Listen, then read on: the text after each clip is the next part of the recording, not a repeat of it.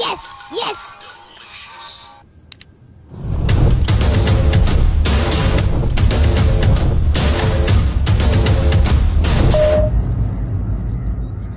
नानी नानी रे, ए नानी नानी रे नानी। का रे का हो? मामा फिर से पैसा निकालने वाले। फिर से पैसा निकलले बा? कता ना कुछ ना 10,500। हे भगवान, ये तो लड़का बुझाता बर्बादे करके छोड़ी है। यस, केकर मैसेज आ गई मामा के। नानी नानी अब की बार 8,000। हे भगवान, अब तो कुछ सोच ही के पड़ी। केकर मैसेज आ गई। नानी नानी फिर से मामा पैसा निकालने वाले। केता ना 30,000। ना हम खाए ना गुडुआ के खाए दे। हम बता दे तनी, दे तनी नाना के फोन लगाओ। ठीक बा, ला। बाला की माई खुश रहा हमार बाबू। सुना ना, ये तो नासपीटा हमनी के बर्बादे करके छोड़ी है। सारा बैंक का पैसा निकाल निकाल उड़ावता। तू कब ले आईबा? माई चिंता मत कर, रिटायर हो गल हई। 2 दिन में रुपया पैसा लेके पहुँचता नहीं। ए बाबू, लागता कि हमनी के दीवाला निकाल के पूरा अनरा है का रे?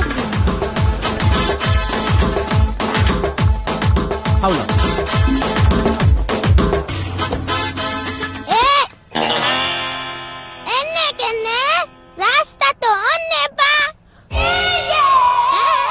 हमनी के गुड्डू बाबू बुलवले बड़े। मामा ए नानी नानी ए नानी। का रे? नानी रे, का रे? मामा लड़की बुलवले बाड़े। हाँ, चला नानी चला आओ। चल। अरे सरवा, जांगर चोर बाड़े का रे?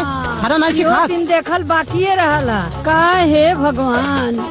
चल चल चल, हाई पकड़ पकड़। चला नानी।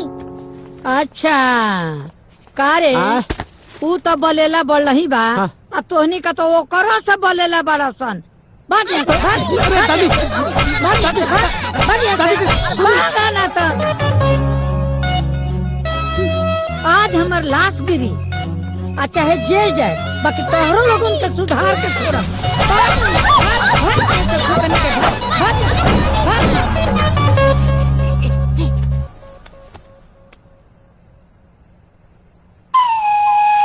अबे अनर हुए कबे? अरे अनहर, चल नंबर डालकर हम बोला था। नंबर ठीक बा। डालकर हम बोला थे तो के दिखाता बा। हाँ बोल। 5287 हाँ 12 12 12 12। 12 12। हाँ। हाँ गुड्डू, सब मामला ढंढमंड हो गई। हाँ दादी के ओके। कबे रे? दादी के उठाओ बा। दादी को उठाए खा। हाँ। चल चल।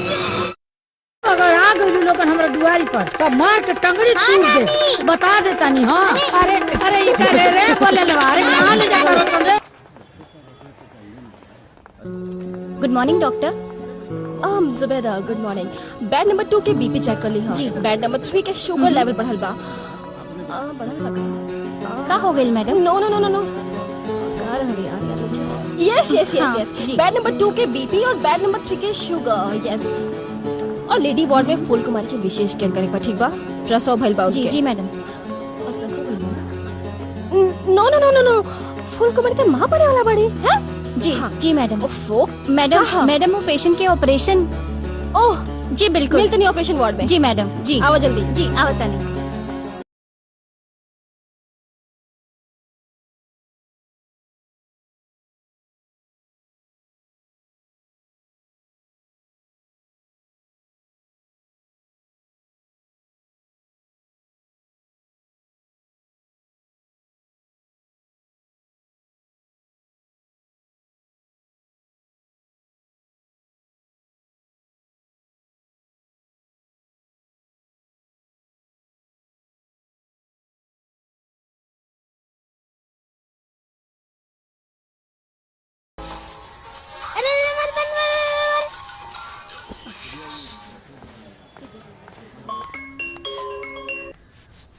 हेलो।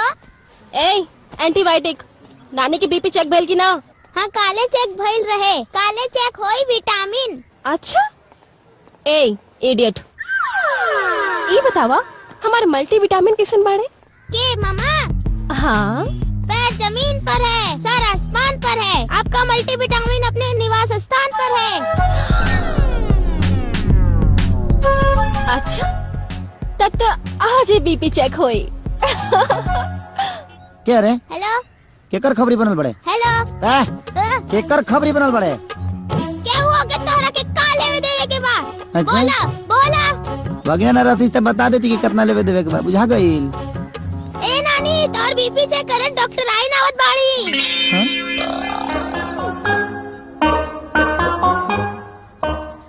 वो यहाँ आवे उससे पहले निकले के पड़ी।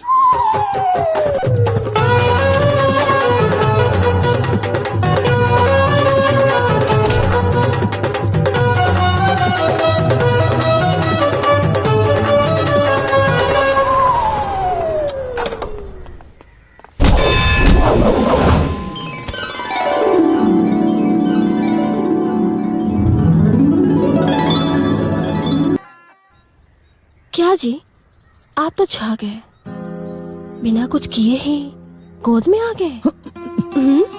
तेरे पीछे पागल हूँ जालिम, जाने कितने साल महीने से। अब तो पत्थर न बन जालिम, सटा ले यूं ही सीने से। देखो पेट नहीं भरता है लव के टॉनिक पीने से। छोड़ो बदबू आ रहा है तेरे पसीने से। लगता लव की टॉनिक देहे की पड़ी।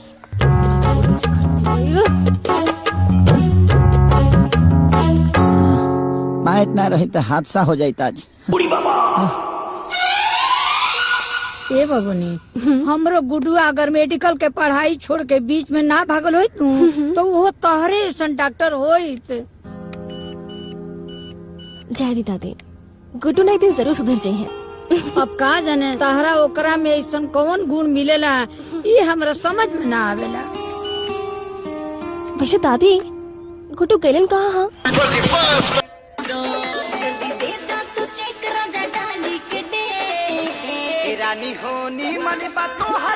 अरे 24 घंटा खाली हमारे नाम से तोरा एफएम के स्टेशन चालू होला।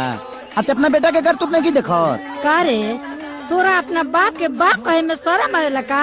शरम? ये अपना ना घिना देला बड़े नु कि का मुंह में करिखा लगाव के मन करता। बतावा वो ऑर्केस्ट्रा वाली के मुंह में पैसा धरावता रे, आ कमर में हाथ डाल के लपकावता रे। पूछीगा से पूछ, अब तोरे फेम बंद हो गई। अरे का पूछी, वो अपन कमाई लुटावता, तोर कमाई देखे न लुटावत। हैला तनी मक्खन खा ल, ताकत होई। हाँ ला अभी कहाँ ताकत पाएगा, और ये फाट जी है मक्खन खा के। बुझा गई? अब तक ना पूछबे कि काहे ऑर्केस्ट्रा में जाके हिलावता रे। अब हम इनका से ना पूछब, अब हम तोरा से पूछब। रे झुंझुनुआ तनी खाता बहिले होता ले आवे एकरा के सुनाओ। कृपया ध्यान दे। बाबूजी ध्यान दे देब नु तहिया तो दुनिया में ना रहबे। बुझा गई? अरे रुक जा।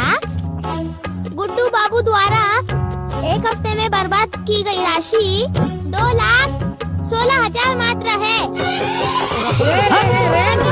अरे मत मार रे एकरा के, मत मार।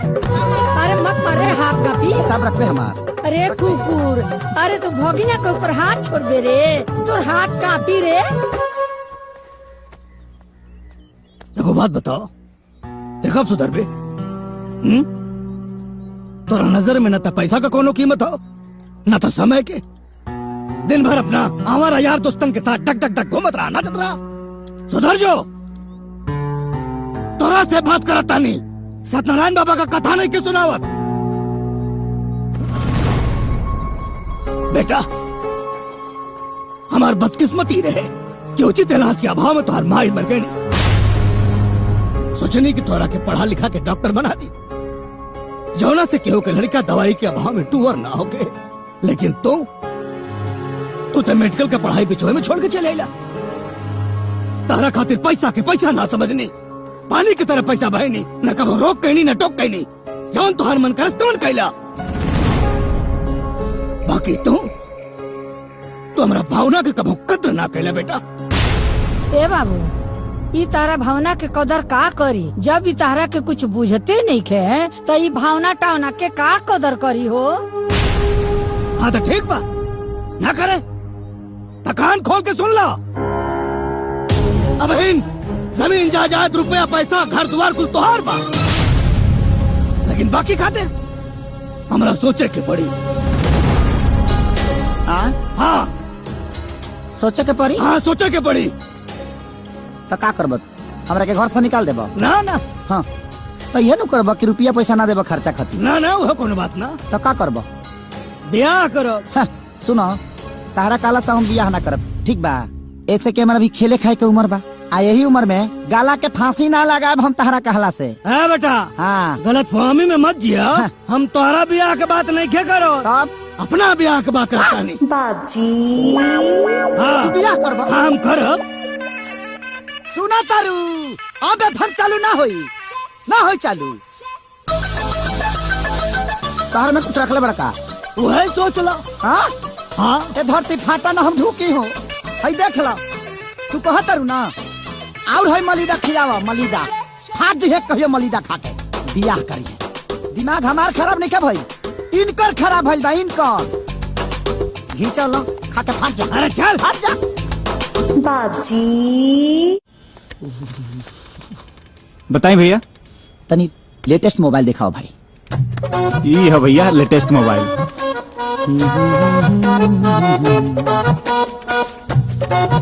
कितना जीबी हो ये में? 8 GB रैम बा।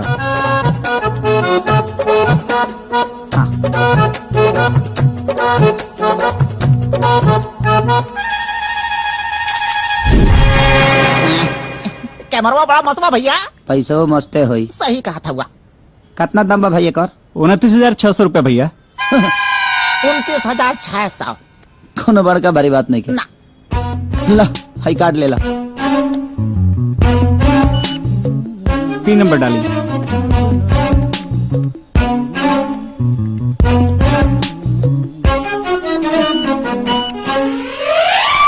कार्ड ब्लॉक बा भैया। हाँ ब्लॉक बा? Card block? एक मिनट होकर।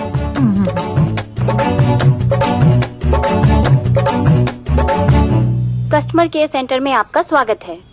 जी देखिए वो हमारा कार्ड ब्लॉक हो गया है। आप अपना नाम बताइए प्लीज। जी गुड्डू। गुड्डू? जी जी जी। लेकिन इसमें तो राम प्रसाद लिखा हुआ है। जी हम उनके बेटे हैं, सपुत्र। सर कार्ड तो उनके नाम पर है, उन्होंने कार्ड ब्लॉक कर दिया है। कैसे ब्लॉक कर देंगे? कार्ड तो मेरे पास है, आप कैसे ब्लॉक कर देंगे इसको? देखिए गाड़ी किसी की हो लेकिन सवारी तो हम ही करते हैं ना।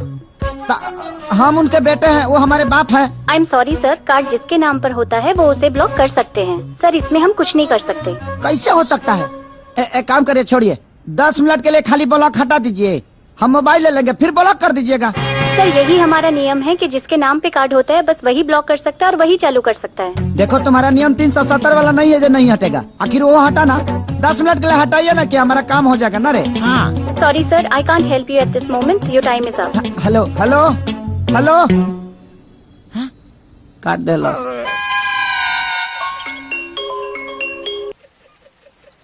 हेलो झुनझुनुआ। हाँ मामा। तनी बाबू से बात कराओ तो। अभी बिजी बाड़े। तो का करत रहे बिजी बड़े? का करत रहे रे? नाना अपन बियाह तय कर बाड़े।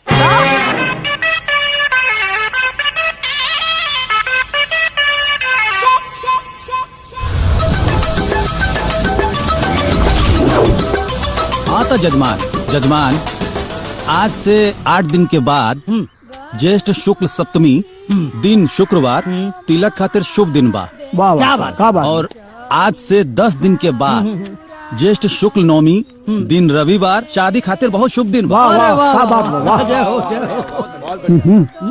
देखा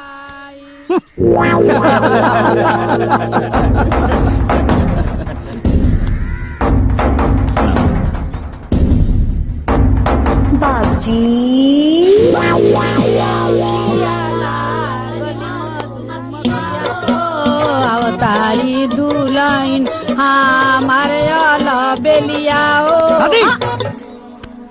नया पतो देखे से पहले तो आँखिया भड़क जाई। अलबेलिया पतो देखबे, ई का नाटक होता रे? ई नाटक ना है, हमरा बेटा के बियाह होता। हमार पतोह हई, हमनी सबके खाना बनाई, गोड़ दबाई, कपड़ा धोई, खियाई, आ हम महारानी ऐसन बैठ के राज करब, समझला? ज्यादा कुछ नहीं हो। राम प्रसाद अब चलल जाए। हाँ। ते मना करबे कि ना? दादी सब लोग जात पड़े। तनी सुन ला, तनी सुन ला दुल्हन के फूफा तब जइया, तनी सुन ला, तनी सुन ला दुल्हन के फूफा तब जइया, तनी सुन ला। दादी ई ड्रामा ना छोड़बे। ये ड्रामा ना हरे, अपना दोनों कान के पर्दा खोल के सुन ले, ये हकीकत है, समझ ले। हट जाए के अपना बेटा के आशीर्वाद देवे हमरा के।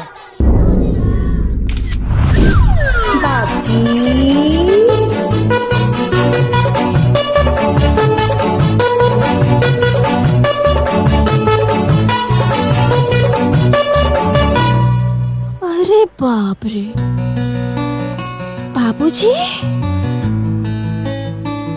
ये लड़की शादी? कमेंट करे तनी। Congratulations, happy marriage life. Guddu के पापा।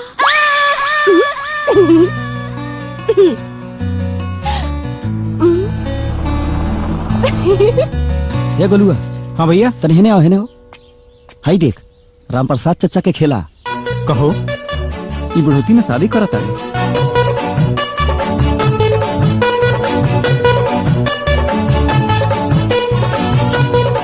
हे पंडित जी ई देखा। अरे का दिन में पतरा में लागल रहला, ई देखा तो सही। राम प्रसाद जी का डलले बाड़न, देखा दूसर बियाह के खबर डलले बाड़न। इहो बुढ़ाड़ी में सठिया गइल बाड़े। जायदा का गुड्डू सुना तानी तार बाबूजी बियाह करत बड़े का? का सुन ले बड़े? अब जौन सुन ले बानी उहे बतावत बानी।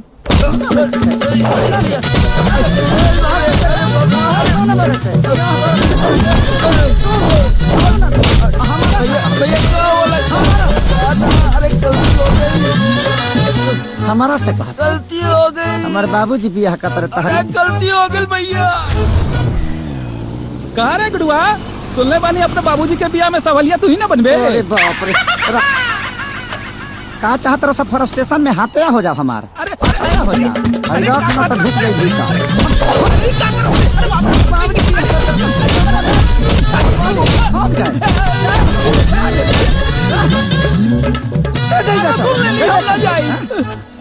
हम सुन ली है, मर्डर हो जाई, मर्डर। सुन ली भैया, गाँव में सुन ली है।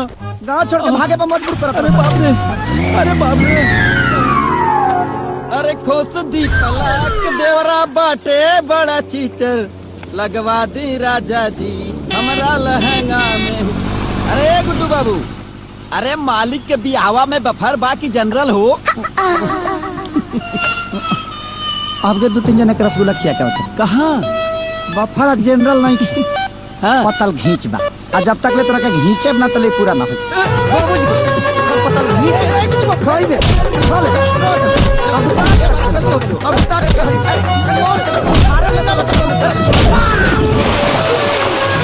बफर खाई। अरे वही मारा, गलती हो गई।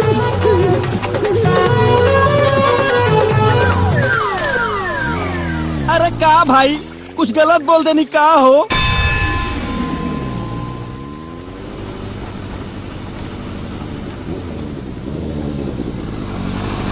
ये गुडुआ नौकी माई का फोटो देख ले। हाँ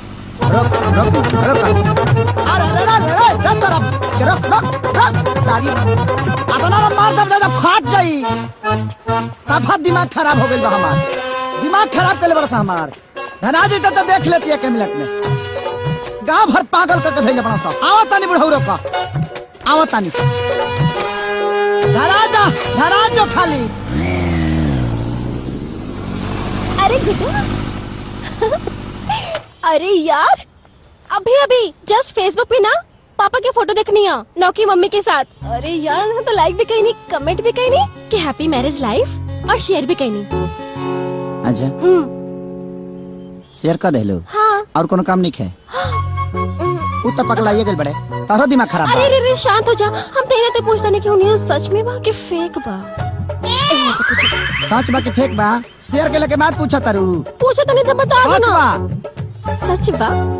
अरे यार बात तो सच बा, लेकिन ठीक बा हमके ए बात की तकलीफ बा ना कि तार बुढ़ऊ बाप जन बाने ना, तार शक्ल देख के लगा था कि बहुत अत्याचार करे बाड़े।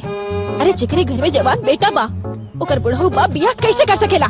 ए जुल्म के ऊपर ना तोरा के एक ठो सोशल मीडिया पे आवाज उठावे की चाहिए। हम तोरा साथे बानी, चला। मैंने शेयर केला से पहले समझ में ना आइल कि हमारा आवाज उठावे की चाहिए कि ना।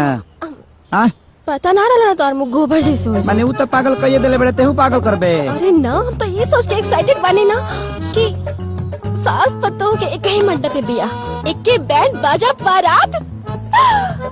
लेकिन एक बात की कंफ्यूजन बा हो का कि एक के दिन हम लोग के सुहागरात होई, एक ही दिन लइका होई, तो तोहर भाई और अपन लइका, हम कंफ्यूज बाने कि अपन लइका खिलाए कि तोहर भाई खिलाए। मैंने तेके अपने इतना लंबा सोच लेता रे। हाँ। खत्म हो गइल बड़े कारे, उ तो पागल हो गइल बड़े, तोरो दिमाग खराब बा। ए हट हट। अरे बता के तो जा के खिलाए हम। ए सुना गुड्डू,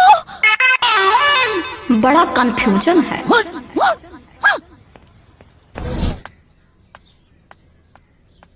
माई खाना वाना बन गइल बा? हाँ बबुआ खाना बन गई तनी ले आओ, भूख लागल बा बहुत तेज। ठीक बा तनी ले। बहुत तेज भूख लागल बाटे। अच्छा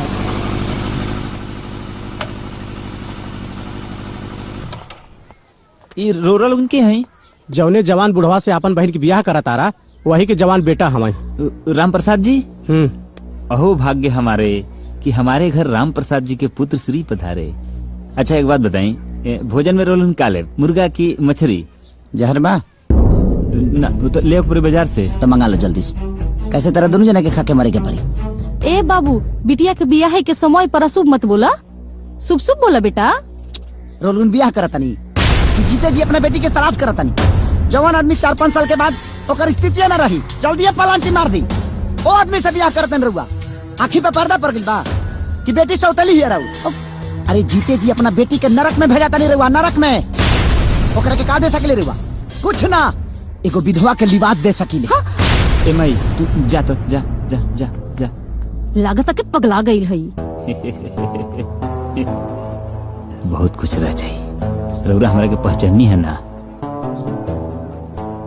हमरा चेहरवा पर सी लिखल बा का? जी। जब तक राम प्रसाद जी के सारा जायदाद हमरा बहन के नामे ना हो जाई ना, तब तक हमरा बहन के बियाह रउरा राम प्रसाद जी से नहीं के हो सकत। छी छी छी छी छी, संपत्ति के लालच में आके भाई हो के इतना घटिया काम करता रहा।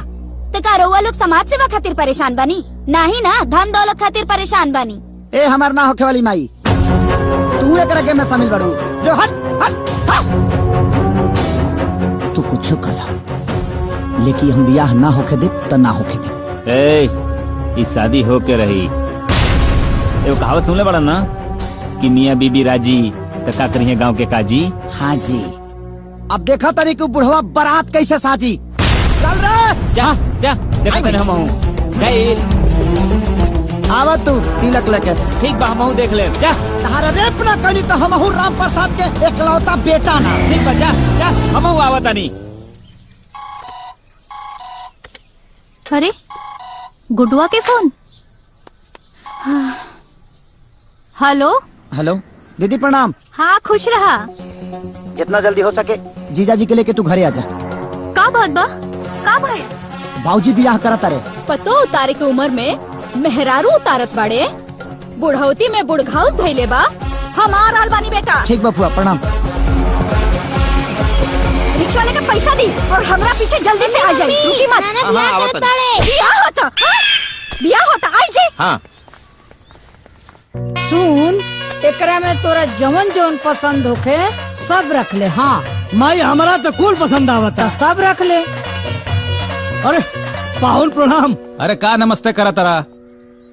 भैया तू माँ बेटा मिल के खानदान के इज्जत मिटा के मनवा लोगन। हाँ अरे जा लोगन, तू लोगन दूर से आइल बाड़ू लोगन, आराम कर लोगन, चाय पानी कर लोगन, फिर बाद में बात करिए लोगन। हाँ ते तो मत बोल माई। बूढ़ पुरनिया होके नीमन रास्ता दिखावे के चाहिए, ते तो उल्टा साड़ी पसंद करत अरे। का हो राम प्रसाद भाई, ई उम्र में तो के कौन सा शौक चढ़ गई बा? बाबूजी, रउआ ए उम्र में बिया करब तो कितना बदनामी हुई। अरे एगो बेटा बा, रउआ ओकरा बारे में नहीं सोचत। तोहार ई करनी से ना ओकरे माथे पे मोरियो ना चढ़ी। ये फैसला बदल दे बाबूजी। फैसला बदल दी ना, फैसला बदले के पड़ी बाबूजी। हाँ भैया, ना तो हमनी के जेल धिक्कार है। चुप, सब लोग चुप। चाहे बेटे हो खाए और चाहे बहन, हमरा अपना काम में दखलंदाजी पसंद रह के इसे मुखिया अपना ससुराली में दिखाया लोगन। ब्याह के बाद यहाँ कोनो अधिकार नहीं के, इज्जत से ही वालों को इज्जत मिली। आज जब कपाट पे चढ़ बा तो जमीन पे गिरावे पे देर ना लगी।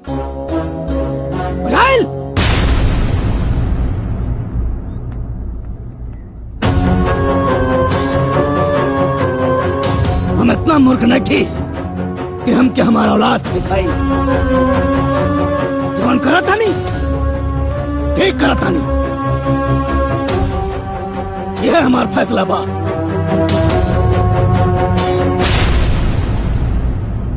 Hello hello mike testing. Hello.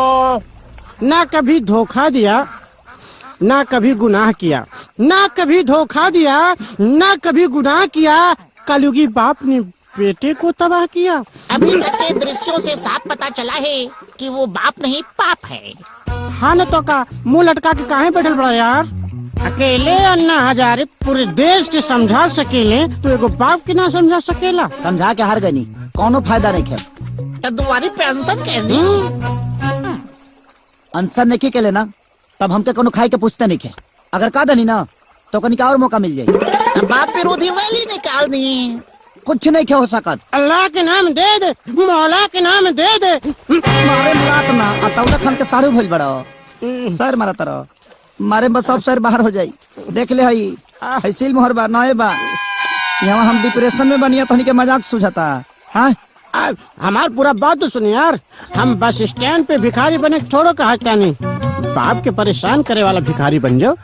घर के दुआरी के सामने रोज अल्लाह के नाम दे दे, मौला के नाम दे दे, बाप के दिल पसीज जाए। उनका करेजा कबो ना पसीज सकेला। बाप के मनावे के बा, पाकिस्तान के ना। एक बार कोशिश करके देख ले। कोशिश बहुत करनी, वो बाप ना शराब बड़े। अनंजय रघुराज मूड खराब कर दिला आज। मन तक करता जे लात से मारी जे हक दस।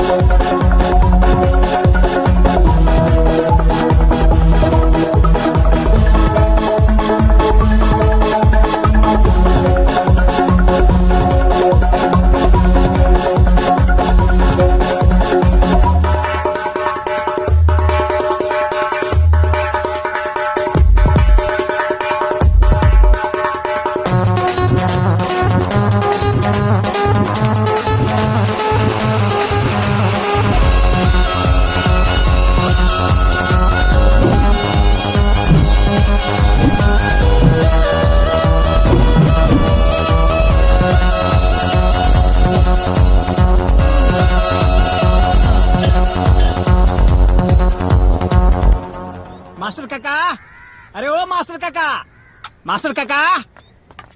का भेल रे बाबू? अरे तोहरा के पंचायत में बुलाहट बा। पंचायत? हाँ। के रखोले अरे बेटा? अरे गुड्डू भैया तोहर लइका। गुड्डू भैया बाप के खिलाफ पंचायत बैठोले बा। हम हो चलतनी भरल पंचायत में उनका कर लतवा सनी ना तो हमरो नाम भानु ना। हाँ माई ता काहे परेशान होता रे? हाँ हम मानी नू।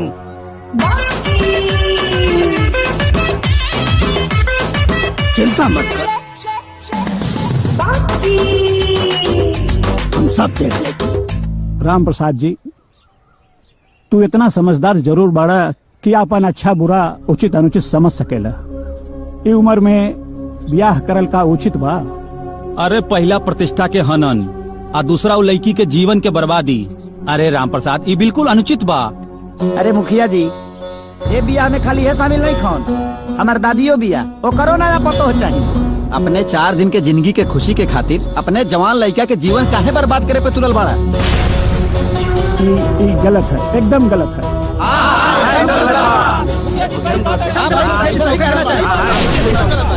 काहे गलत है मुखिया जी? कौना वेद शास्त्र में लिखल हो कि आदमी अपन जिंदगी अपना हिसाब से ना जी सकेला? बोला। लेकिन अपना उम्र के भी तो ख्याल रखे के चाहिए ना। अब मुखिया जी पंच के बीच में का बताई? अकेले मिलबा तो सब बात बता दे। और हाली पंचायती के बात तो भाई उम्र में हम ब्याह काहे ना कर सकीला? ब्याह के कोनो उम्र होला का? ही करे तो रासलीला, हम करी तो करेक्टर ढीला।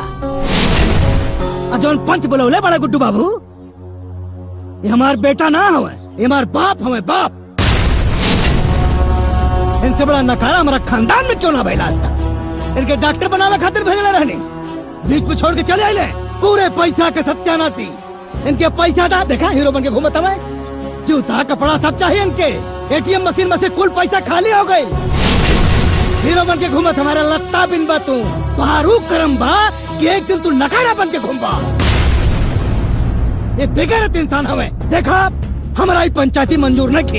ये काम चोर आदमी जवन मन तमन करे, हम ब्याह करब तो करब। सुन ले लो भाषा निकार, हम कद चोर हैं, हम नकारा हैं, हम निकम्मा हैं, हम हो या रहो, हमार बटवा दिलो। अच्छा क्या दूर खरीद ले बड़ा? क्या दूर खरीद ले बड़े? ले दे कि तो पुरखा पुरनियन के को घर बा 5 कट्ठा के बांट ले एक हिस्सा हुई में। अब बाकी रहल अपन धान जौन अर्जित कैले बानी नू, और मन एक चवन्नी ना मिली तोरा, एक चवन्नी। ए हेलो, ए एहसान काम के कोनो जरूरत नहीं है। जहाँ तक लेबे के सवाल बा तो से ले हम ना छीन ले, लेकिन एकर फैसला आप कोर्ट करी। अरे गुड्डू, ए बेटा कहाँ जात बा? जा कोर्ट में। एमे कौन बड़का बात बा? ऐसन ऐसन केस में तो हम रोज डिग्री करावे नहीं भाई। वकील साहब, मतलब गुड्डू के केस में डिग्री मिल जाई? अरे पहल के सुनवाई में हम डिग्री रउआ के हाथ में दे के भेजो। वकील साहब 1 मिनट, अगर हुआ इतना कैपेबल बनी, तारा नाम कमीना प्रसाद, कमीना, हाँ माने राउर नाम कमीना प्रसाद कहे पड़ल? अब देख, रावण बहुत बड़ा ज्ञानी रहे, तो लोग ओकरा के राक्षस काहे कहत रहे। फिर वैसे ही वकील के जात थोड़ा बदनाम बा, वैसे हमार नाम कमला प्रसाद बा। अच्छा, ये पुकार के नाम कमीना हो ना भाई, कमीना हमार ब्रांड हो गइल बा। आओ ना कुछ खायल पियल जाओ नेचर के हिसाब से। अरे रउआ लोग चिंता जिन करी महाराज, एक बार जब हम केस ले लेवे नीनू तो समझ लो हमार हाथ से वो केस कहूँ जाई ना, जीत के ही दम लेवा तनी। 6 गो समोसा पार्सल करो। अच्छा देखा भाई, हम तहार पेपर पूरा बनवा देले बनी जी, ठीक बा? तहनी लोग एगो प्रूफ लेके आ जा, जेमे तहार नाम और तहार बाबूजी के नाम राम प्रसाद लिखल हो, बस ठीक बा? आधार कार्ड चली? अरे दौड़ी भाई दौड़ी, काहे के प्रूफ के मामला में आधार कार्ड सबके बाप कार्ड होला। हनु हो गईल। चलो चलो चलो, देखा स्टाम्प पेपर लेवे के बा और रजिस्ट्रार के पैसा देवे के बा और हमार फीस भी बा, तो निकाला तब तक। हाँ लाओ। बात ऐसा बना कि बाबूजी हमारे एटीएम ब्लॉक करा दिले बड़े, जैसे कुछ व्यवस्था होता हम लिया के दे दे बरुआ के। ऐसा मामला बा? हाँ। ओ तय काम करी, कानून से चले के पड़ेला सब कुछ ना। ऐजा दस्तखत कर दी। कहा एमे लिखल बा कि हम अभी राउर काम आगे बढ़ावा तनी, पैसा बाद में रउआ लोग हमरा के दे दे। अटेस्टेड न करवावे के पड़ेला हर कुछ। ऐजा साइन कर दी। लो लो, हाँ लाओ।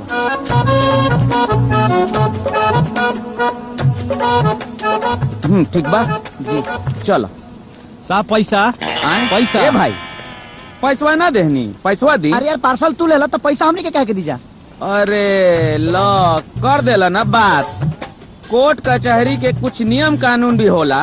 देखो, कोर्ट कचहरी पुलिस थाना के चक्कर में जे लोग पड़ेला, बड़का बड़का राजा लोग के राजपाट बिल में घुस जाला। पैसा दे दो, रिवाज होला ई सब। एगो बात कही। हाँ तहर नाम कमीना के रखा? अरे कमीना प्रसाद नाम बा भाई। हाँ कमीना प्रसाद जी ई नाम रउर के रखल?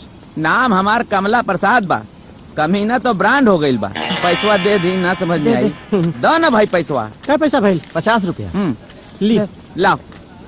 पुरानका अकाउंट वाला भी क्लियर कर ली। अच्छा हनु चलो आओ। अरे चलो भाई, कोर्ट कचहरी में तो झेल। बाबजी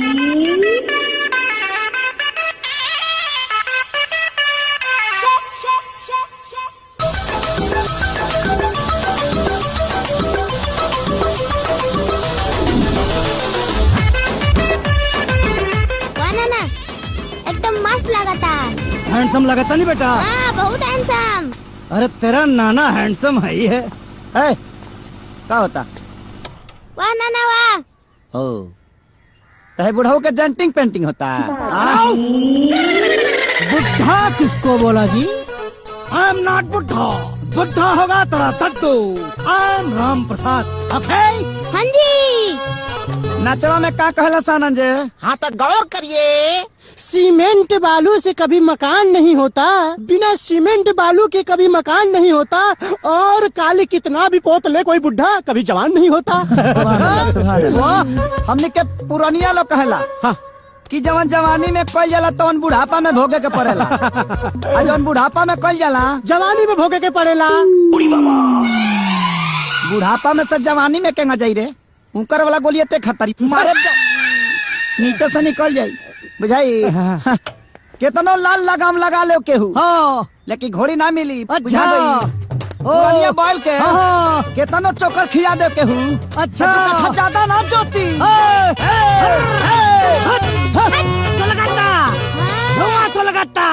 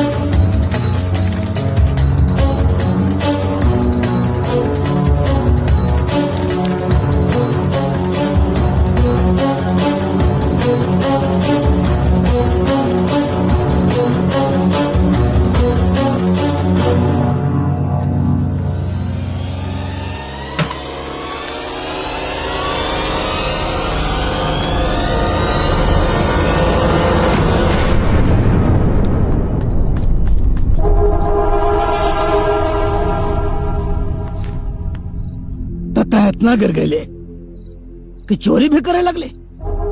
कच बात देखा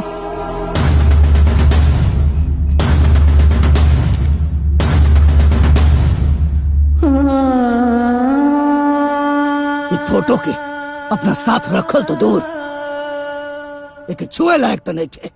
अब ये फोटो छीनने से क्या फर्क पड़े वाला बा? भगवान तो ममता के छाया हमारा सर से छीन ले, वैसे भी अच्छा ही कही झिंगा के उठा ले, न तो आज ही तो हर करनामा देख के ना जीते जी मर जाती।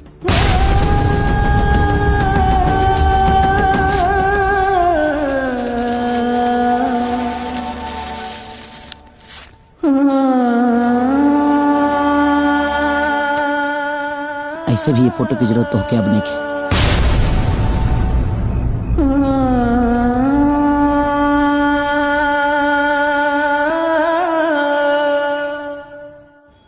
नमस्कार, हम गुड्डू और हम जानत तनी कि आज हम जौन करे जा रहल बानी वो बहुत लोग के तकलीफ दी। मैम। हाँ लेकिन एगो जवान बेटा का कर सकेला? एक गुड्डू हमरे के जिए ना दी। जब बुढ़ापा में बाप के नियत खराब हो जाए, बाप सब सम्मान के पानी में दबा दी, तो एगो बेटा का कर सकेला? ये दुख के घड़ी में हमारा अपन केहू साथे नहीं, अगर केहू साथे बा तो कानून बा। और कानून के कुछ लोग बा, जैसे कि हमारा बड़ भाई की तरह कमीना प्रसाद। हाँ, कमीना प्रसाद जी। यही के सहारे हम आज कोर्ट में आइल बनी, अपना हक के लड़ाई लड़े खाती, अपन हिस्सा लेवे खाती। हम जानता नहीं कि थोड़ा सा ही दुख बा हमरा खाती। अगर ये उम्र में बाप ऐसे करी तो एगो बेटा पका गुजरत हुई, वो लोग सब समझतो कब। मुखिया जी तनी हाई देख ली, गुडुआ अपने बाप के खिलाफ कोर्ट में केस करे जा रहा बा। और कमीना प्रसाद जी हमरा साथे बनी। पंडित जी कलयुग है, कलयुग, कुछ भी हो सकेला। हाँ बेटा। मामा तोरा पे केस करे बाड़े। केस? नानी केस कइले बा? नानी मामा नाना पे केस कइले बाड़े। हाँ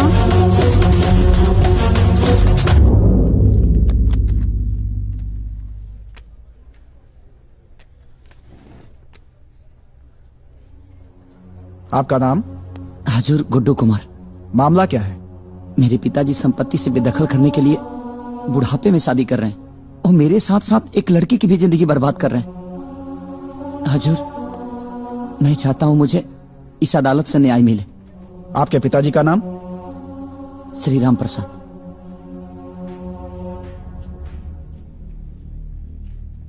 आप झूठ बोल रहे हैं। क्या? आधार पे आपके पिताजी का नाम श्री राम सेवक प्रसाद है।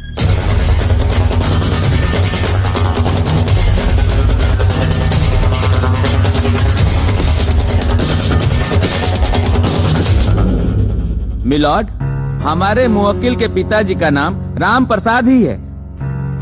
आधार कार्ड में टाइपिंग मिस्टेक की वजह से कुछ गलत प्रिंट हो गया है। गलती चाहे जो भी हो, लेकिन इस आधार कार्ड के साक्ष्य के अनुसार राम प्रसाद गुड्डू के पिता नहीं है।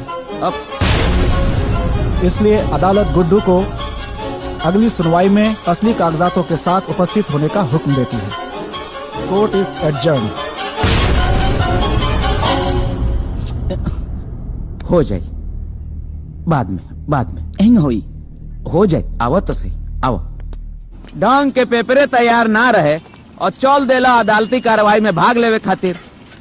अरे पहिल के सुनवाई में जज साहब के शक हो गई ना यार। अरे यार ते में हमार कौन गलती बा? आधार कार्ड हमारे घरे बनेला। कौना दुनिया में रहेला महाराज? हतना दिन से आधार कार्ड लेके पॉकेट में घुमा तोड़ा, ओमे का लिखल बा ना लिखल बा लौकल नहीं खे कबो। डॉक्टरी पढ़े वाला और आधार कार्ड न देखला अपन। अरे पहले ही सुधर गईल रही तो अब आज ही लफड़ा न भइल रही। अरे तो पहले ना सुधरल तो अब सुधर जाई। हाँ चल आधार कार्ड ऑफिस पर। सुना ये आधार कार्ड ऑफिस सेकेंड सैटरडे के हाफ टाइम हो गई, मतलब बंद हो गई हुई।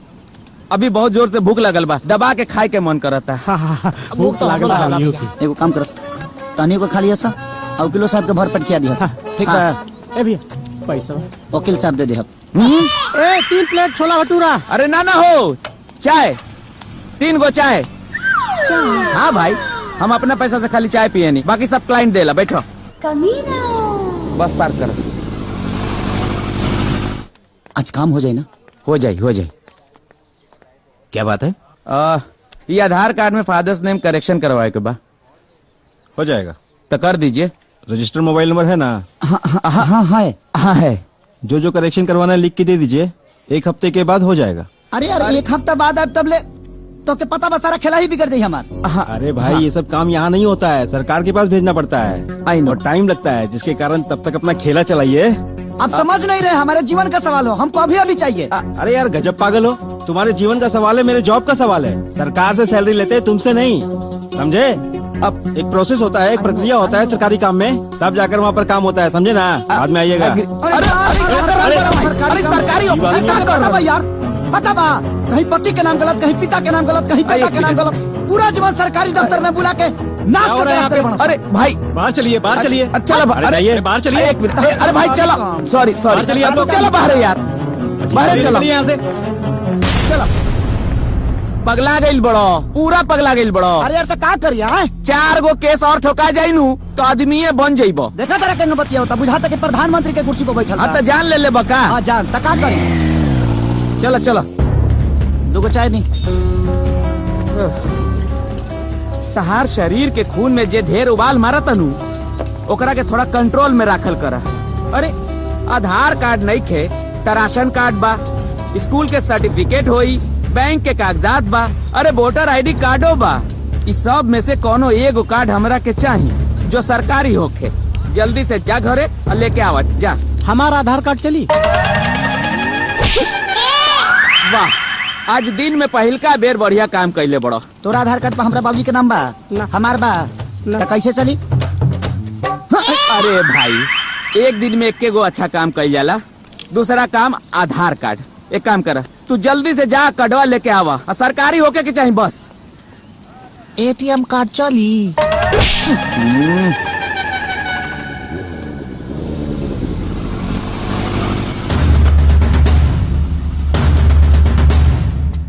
रुका मामा, तोहर एंट्री नहीं खे।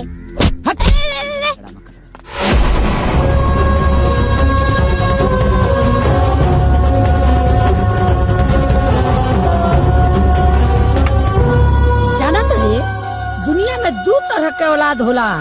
एक सुपुत्र जे अपना माई बाप के तीर्थ प्रयाग ले जाला, आ एगो तोरा ऐसन कुपुत्र जे अपना माई बाप के कोर्ट कचहरी घुमावेला। समझ ले? खबरदार जो ए घर में घुसले, तोरा ऐसन कुपुत्र के हमरा घर में कोनो जगह नहीं के। चल बाहर निकल। हमके माफ कर दे दादी, हमसे बहुत बड़ी भूल हो गई दादी। हमके बहुत पछतावा दादी, बहुत पछतावा।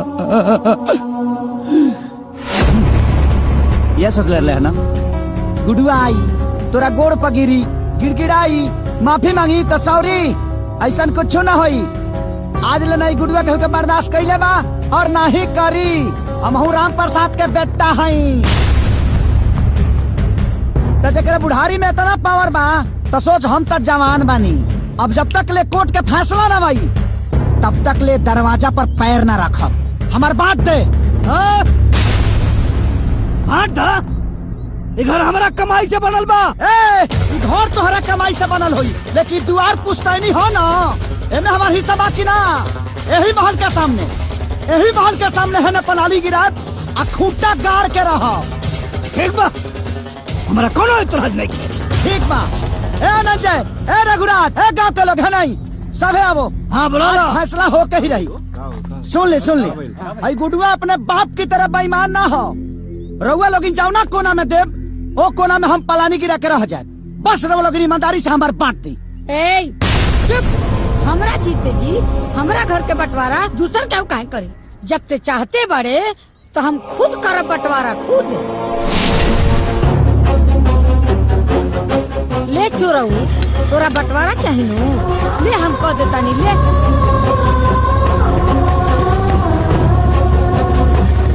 ए दादी, ये तू बहुत गलत करत तारू। हमारे गुड्डू भैया के भगवान राम जैसे बनवास भेजे तारू। गलत करत तारू दादी, हमार बात तो सुना।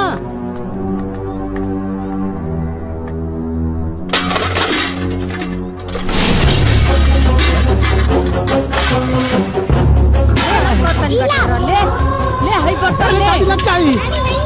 भाग रे रघुराज। कोना ले। ले और चाहिए, ले और ले बर्तन। ले इहो ले जो। ले हई कुकर है, इहो ले जो। ले हई थाली है।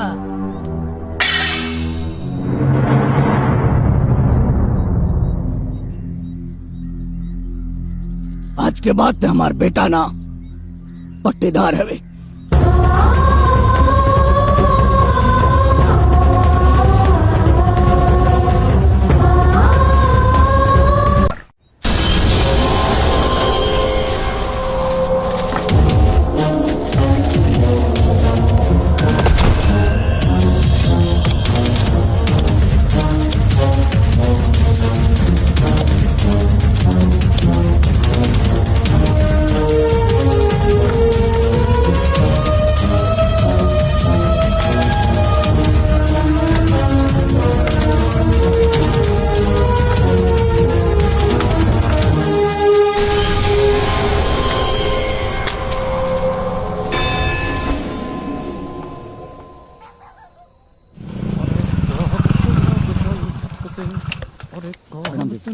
ते ई सब का करत अड़े?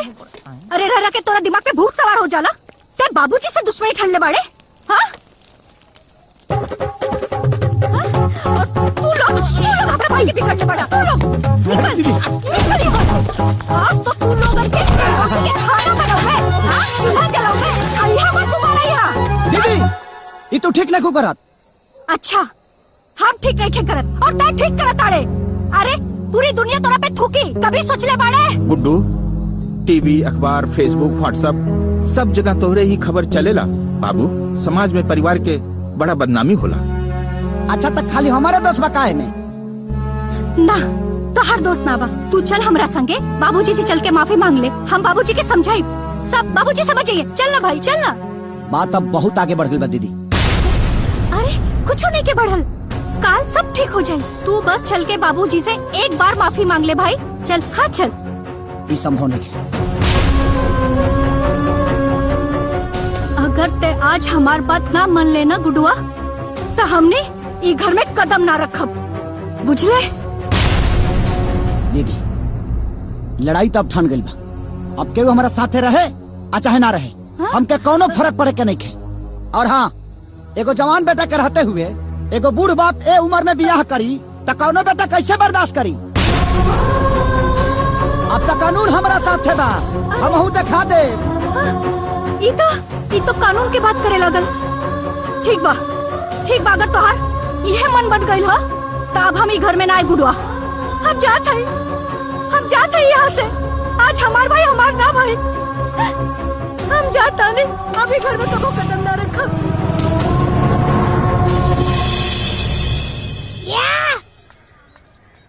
ए नाना। हाँ बेटा। यहाँ आवा बैठा।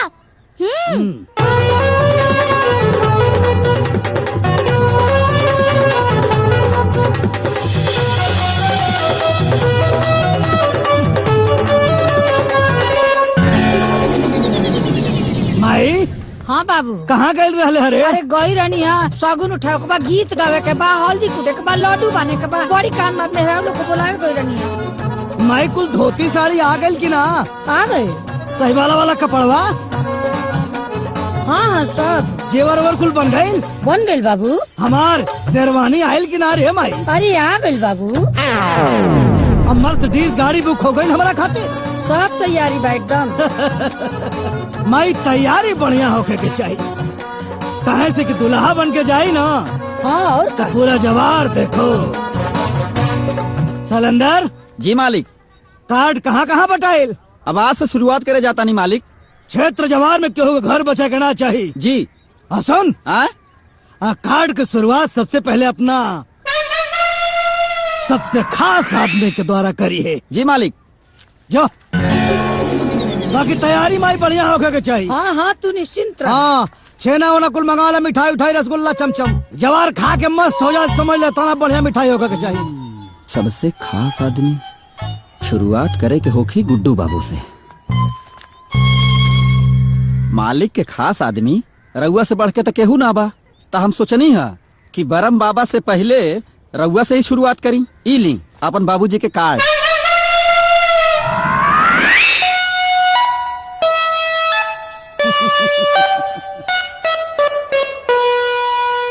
पक्का मूड बना के बाकी आज लात खाई।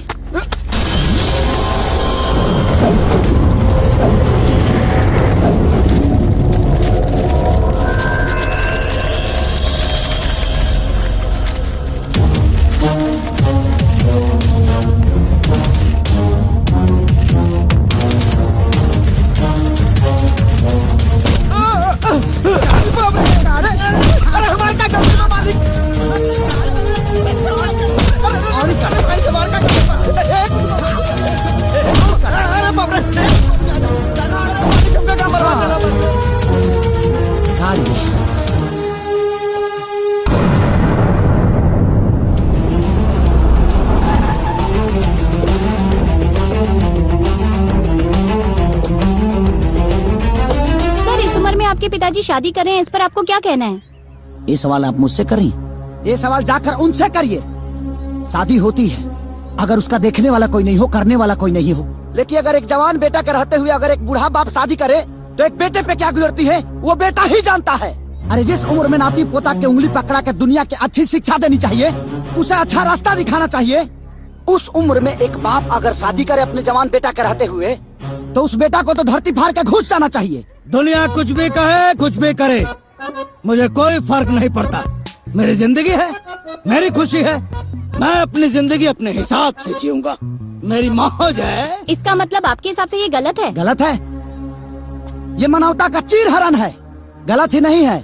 चलली कौशल्या रानी बेटावा भी आए हो, दहके चिड़ैया उड़ी लागेली आकाश हो। देखिए, ये अपने आप में एक बहुत ही अनूठा केस है। एक बाप को साबित करना है कि ये मेरा बेटा नहीं है, अब बेटा को साबित करना है कि यही मेरे पिताजी हैं। लेकिन हम आपको आश्वस्त करते हैं कि न्याय प्रक्रिया में हमारा पूरा विश्वास है। मैं अपने मुवक्किल गुड्डू कुमार जी को न्याय दिलवा कर ही रहूंगा। थोड़ा सा इंतजार कर लीजिए, कोर्ट की कार्रवाई अभी चल रही है। ठीक है, धन्यवाद।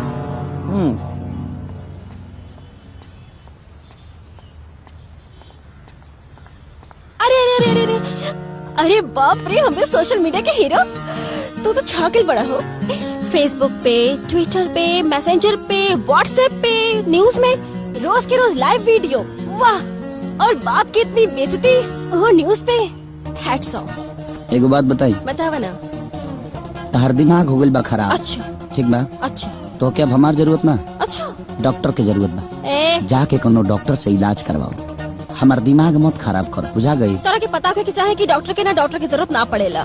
काहे डॉक्टर से एडमिट वालों से बने लड़का, हाँ ओकरा सर्दी खांसी ना होला। इतना दिमाग तनी शर्म करा ना, काहे के बेमतलब के दिमाग खराब केले बड़ू हमार। शर्म तोहरा क्या आवे के चाहिए? तोहके शर्म ए लिए आवे के चाहिए कि तू डॉक्टर ने के दिल के साथ रोज के रोज खेला खेला ताड़ा। अरे हम तोरा से प्यार करे नी, और तू हम के हार्ट अटैक खा जाई ना एक दिन, तो तू बस बुलाओ रह जाई, हम बिल्कुल आए। सुना ना, का अपना देह के डिस्पेंसरी से एगो ऐसा मेडिसिन दे दो कि तू निमन हो जा, हम होनी रोग हो जाए। तोके लगा था तू अलग बाड़ा। हाँ दे दा ना। अरे हटा ना। बक, बिल्कुल मेरे पीछे मत। कितना देर लेता, हम आज तक केकरो इंतजार। अरे यार, तू कहाँ रह गईला यार? बाबूजी के ब्याह हो रहल बा त कपड़ा सिलवावे गईल रहला का? अरे यार, तू आदमी के पैजामा हुआ का, कुछ भी अनाप शनाप बकत रहेला। एबरा बुढ़ऊ के हिला के आवतानी। बुढ़ऊ के हिला के आवताड़ो मतलब ई क्यों से बंटवारा क के आवतानी। हम का हवेली के सामने ही पलानी गिरले बनी जबरदस्त, और ई बात कह के आइल बनी कि जब तक ले केस ना जीतब तब तक ले तोहरा चौकट पर पैर ना रखब। चौखट पर घंटा रखबा, घंटा। अरे जब चौखट पे पैर ही न रखबा तो घर के अंदर कैसे जेबा? और घर के अंदर ना जेबा तो डॉक्यूमेंट बाहर कैसे आई? कौना समय में एगो हम पागल आदमी के केस ले बानी, ये अंदरे न जई है। हमारा के तो डॉक्यूमेंट चाहिए भाई। डॉक्यूमेंट आई, आज आई और अभी आई। कैसे आई? तू चल हमरा संग, आवा। ठीक बा, चलो चलो। अरे वकील बाबू, पैसा के दी? अरे खाता में लिख लेना, बुरबक भागल जाता नहीं।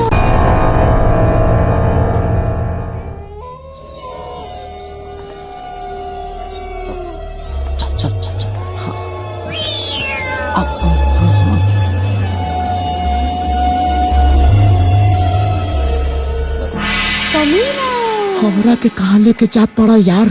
अरे यार, कमीना प्रसाद जी। अच्छा ही बताओ, हम अकेले आती कोई गो कागज लेके जाती, वो असली हो कि नकली हो हमके कैसे पता चली? अब तू साथे आइल बड़ा, कौन असली बा कौन नकली बा पता तो कले बा। वकील तो तारा होके के चाहत। गलती से तू हो गेला। हाँ। अब अपन नाल अपना मुंह में डाला। का डाली? अरे यार, मांस डालो। हाँ।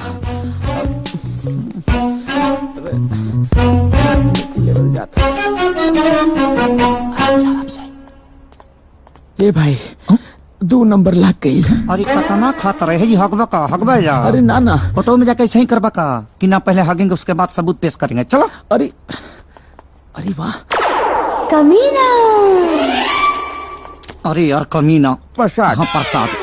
जब तोरा 2 नंबर लागल बा त घुसल जरूरी बा, हगबा है जी। देख के लालच आ गइल है। चल, जना काम खतेल बड़ा भूल गेला। चलो।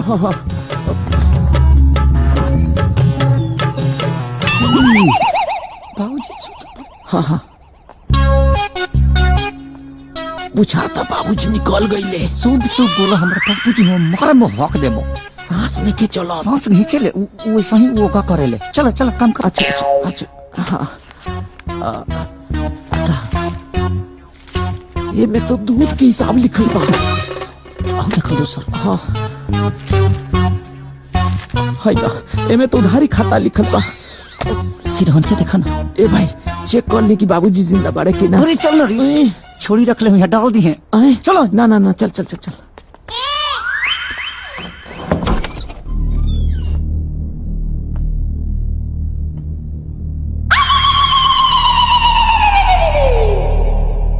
अरे जाना दूसरा तुमको मैं देखा हट ना रे, हट।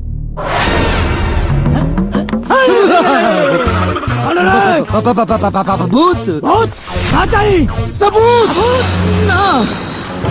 भाई धनजन बाहर निकल, भागना बाबा तुरंत मार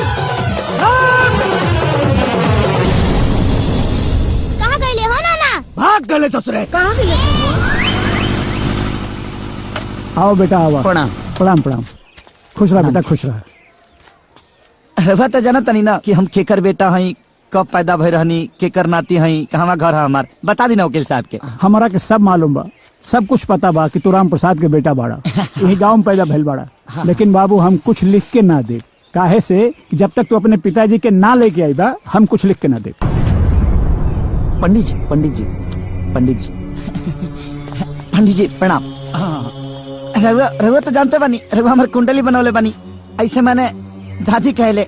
रवा तो जानते बानी ना, तो रवा बताई ना वकील साहब के। अरे बेटा तोर हम कुंडली तो बनैले रहनी, लेकिन जौन साल तोहर जन्म भइल रहे ना उस साल बहुत बाढ़ आइल रहे। अब बाढ़ कौन साल आइल रहे याद नहीं खे बेटा। हाँ हाँ पंडित जी बाढ़ तो हर साल आवेला, तो हर साल ही पैदा भइल रहलन। तू ज्यादा पढ़ल बड़ा का? अरे अब किससे 5 साल पहले बाढ़ आइल रहे। हाँ ठीक बा। और ओकरा 3 साल पहले बाढ़ आइल रहे। 8 साल हो गए। कौने साल के बना दी हम? अब काश हो बाढ़ में हमार अरमानो दहगे रहित, हई दिन ना देखे के पड़ी थम के। अरे हो जाई भाई, हम बनी नू। मैंने यही ना होई ना ना कुछ करत नहीं। अच्छा सुनी ना मुखिया जी, हम सारा पेपर बनवा ले बनी, रउआ खाली एहिजा दस्तखत कर दी, बाकी सब हम संभाल ले। तू हमारा से वकील ही झाड़त बाड़ा, हाँ वकीलगिरी दिखावत बाड़ा। जाके राम प्रसाद जी के ले आवा, हम जहाँ कहबा वहाँ साइन कर दे, बुझला? जा पहले उनका रख ले क्या हुआ, जो यहाँ से। अब की बार बार आई नू तो रउआ लोग गांव में रही जा। अब चली चली।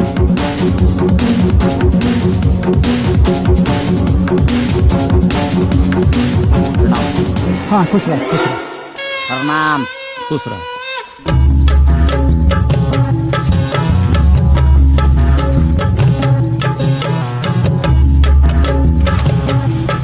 बैठ जाए हम। हाँ। अरे गुड्डू बाबू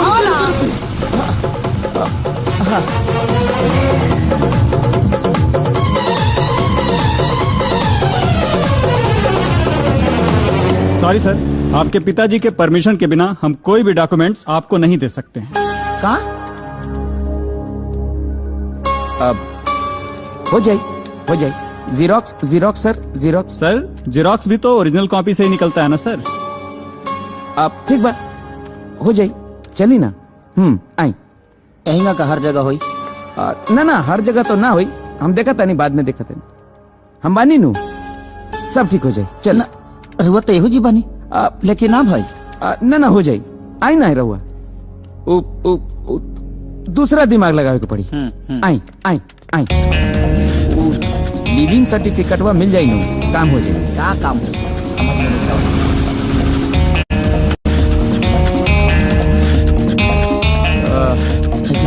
हाँ हाँ क्या बात है? हमके सर्टिफिकेट चाहिए। कॉलेज बंद है, अभी सर्टिफिकेट नहीं मिलेगा। 20 दिन के बाद आना। 20 दिन के बाद? हाँ तो कॉलेज बंद। 20 दिन के बाद? तो पागल। अरे भाई कहाँ जाता है? क्या करता है भाई? क्या करता नहीं? अरे कॉलेज 20 दिन के बाद आना। अरे रुका भाई। अरे भाई ठीक बा भाई, 20 दिन के बाद बोला था, कॉलेज बंद बा। अरे भाई भाई भाई तू जा, जहाँ जाता है सब बंद रहता यार। तू चला यार, चला। सब हमारा बाबूजी के करनी है। अरे फोन करके सब ड्रामा कैले बड़े। अरे यार कॉलेज बादों में आई बता, सर्टिफिकेट ना मिली। कॉलेज जा भाग। अरे तू रुका, तू जा ना भाई, तू जा ना यार, चला ना भाई। कॉलेज बंद। अरे तू जा ना भाई।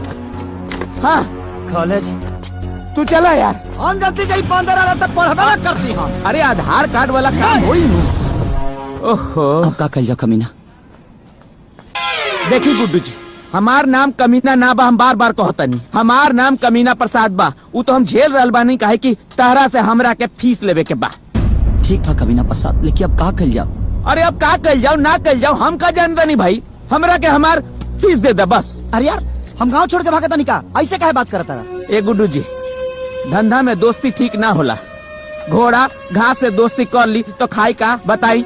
देखा भाई, हमारे अकाउंट सब फ्रीज हो गइल बा। जैसे कोनो व्यवस्था होता सबसे पहले तो ही पैसा दे हम। एकर मतलब ये भाई कि 6 महीना ले अगर तहरा लगे पैसा ना आई तो 6 महीना हमरो पैसा ना मिली। अरे बच्चा लोग के फीस भरे के बा भाई, किराया देवे के बा। चाय वाला के 700 रुपया बा। अब देखेला ऐसे जैसे 7000 हो गइल बा। अरे यार तलाइका हमरे से पूछ के पैदा कर लगा तू। ए देखा गुड्डू जी, ये ज्यादा हो गई। एक तो रउआ हमरा के फीस नहीं के देवत, ऊपर से हमरा खानदान के बारे में बात करता नहीं। खानदान पे ना जाई, हमरा के फीस दे दी बस। अरे यार तू तो हमार सर खा जे यार तू। अनंजय रघुराज, हाँ एने आवा। अनंजय रघुराज पैसा दी, फिर तो हमरा के मिल गई फीस। 10,000 रुपया दे दे और 10,000 रुपया दे दे। 20,000 रुपया हमारे के दस कि है वो किलवा के मुंह पर मारी आकर मुंह बंद करी। 10,000 10 रुपया जेब में है नहीं के 10,000 कहाँ से दे दी? कहीं से जुगाड़ कर बस तो मिल जाए ना तोहनी के। अच्छा तू तो पागल है हवा, हमनियो पागल है का? तोरे खातिर कर्जा मांगी? हमनी के पागल कुत्ता ना कट ले बा। देख जब हमारे लगे पैसा रहे तो तहनी के ऊपर लाख लाख रुपया खर्चा के ले बनी, तहनी के ऊपर हर वक्त खर्चा के ले बनी, जोड़ कर बड़ा तवन दे ले बनी। आज हमारे खातिर 10,000 रुपया नहीं खर्च दे सका। कहाँ से दे दी? कहाँ से दे दी? कहाँ से दे दी? तहनी से अच्छा की दुश्मन का हम पाल ले रहती। एहसान प्रमोद देखा बर्दाश्त नहीं के होत। अरे अभी क्या हो रहा है भाई? गुड्डू देख अरे पगला गई बड़ा। अरे भाई कसम आप छोड़ दे। अरे भाई बिल्कुल हवा सता नहीं। अरे भाई चुप रहा यार। पगला क्या होता? गुड्डू अरे गुड्डू जी, ये सब करे के का जरूरत रहे? आज दुख के घड़ी में सब लोग हमारे साथ छोड़ दिया। दादी दीदी यहाँ तक लेके इतना अच्छा दोस्त भी हमारा साथ छोड़ देना सा।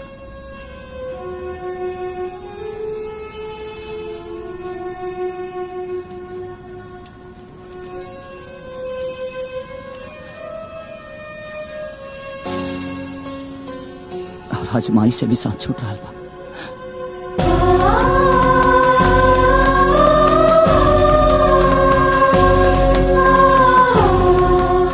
हमारे माई के देहर आखिरी निशानी है।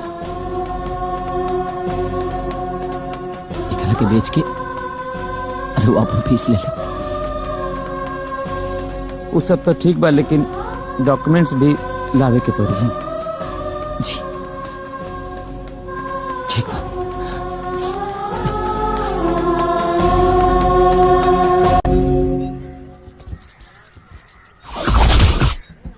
गुब्बारा तनी और मंगा दे रहे। सामान पूरा आ गई? हाँ आ गई। आगे कितना? हलवा। हाँ बहुत ज्यादा हमार खाना खाए वाले आवत हुए। पूरी व्यवस्था टाइट होता के चाहिए। बाकी सजावट तक गजब भइल है बाबू। मने पहल कहो बियाह में तेरा सजावट ना भइल रहे। मन प्रसन्न हो गई एकदम हमार। क्या बात। जान इधर आओ। बेटा माई से जाके कह दो कि गांव के जवन कुल मेहरारू आयल बानी नु। बानी। गीत गाड़ी शुरू होको। ठीक हो। बाकी प्रोग्राम शुरू होको। ठीक है। आई बतावा हमके ब्यूटी पार्लर जाए के रहल हो। वो काहे खातिर नाना? मेकअप करावे खातिर। तो हमार गड़िया आयल की ना? फोन कैले बानी। अच्छा आवत होई। जा अंदर जा, तेरी माई के बोलता। जा जा जा जा। ठीक जा। बाकी तैयारी तक जब बाले बाबू। काम चोर कह के जल्दी जल्दी निकाला। ये झोला लोग ये क्या करता? अरे लाठी लाओ रे लाठी। अरे चाचा, अरे चाचा को ला मारा। यह क्या मारा के लिए? चाचा प्रणाम। चाचा केकरा बोल रहे? भैया भैया चाचा भैया चचा, भैया चचा, भैया चचा, हे बुड्ढा, चचा भैया, बुढ़वा जवान, बुढ़वा, अरे मालिक मरता कहा बुढ़वा जवान का होला रे? जवान बुढ़वा। हाँ, मतलब आप जवान हो गए बाड़ी। पकड़, छोड़, तोहने यहाँ कैसे आई नहीं बताओ। जे अपने हीरा जैसन जवान बाप के छोड़ सकेला, तू हमनी के काहे ना छोड़ सकेला। अभी तिलक बियाह छोड़ के वो पनौती संगे के रही। वाह, चला देर से सही अकल ते आइल। वैसे एगो कहावत बा, अगर सुबह का भूलल शाम के वापस आ जाओ तो करा के भूलल ना कहल जाला। काश ये बात केहू और के भी समझ में आ जात। बेटा काम पे लगा लोगन, काम पे लग जा लोगन। बहुत दिल का लोग आवत हो। मिठाई खियावा के एकदम पूरा भंडारा। चला व्यवस्था करो, शाम में खियावा के सबके। हाँ चल अंदर। जी मालिक। तू क्या करते हो हमारा? कुछ ना मालिक, वही कलसा ढकनी दिया के चक्कर में गल रहनी, वह देख के आई नहीं। सब हो गए? हो गए। हो गए होते को बात बतावा कि पूरा इलाका जवाहर में खाए खातिर न्योता देला लोगन के। मालिक हाथ देवे जाता नहीं। अरे तो जान न्योता दो जी। क्यों छूटे के ना चाहिए जी। कम से कम 5000 आदमी खाई है जी। ठीक बा। और सुनो जी, जे सबसे खास हो खाए नु ओके तनी पहले बोल दियो। ठीक बा मालिक। जो जो जो जो।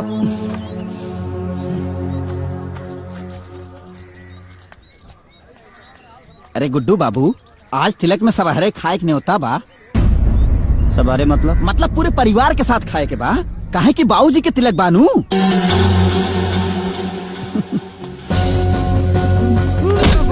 भैया अरे गुड्डू भैया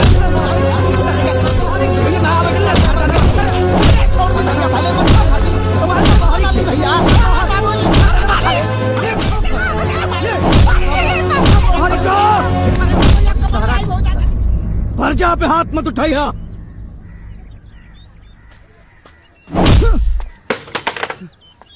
लोग साथ छोड़ दे हलास। हाँ सब लोग साथ छोड़ दे हलास। जंग सबके लतियानी हाँ आज तोरा के लतिया। हमरा के गाय खातिर लतियावल जाई। अरे तोरा के नहीं यार, दारू के। हाँ दारू के लतियावल जाए। बहुत बेकार चीज होला दारू।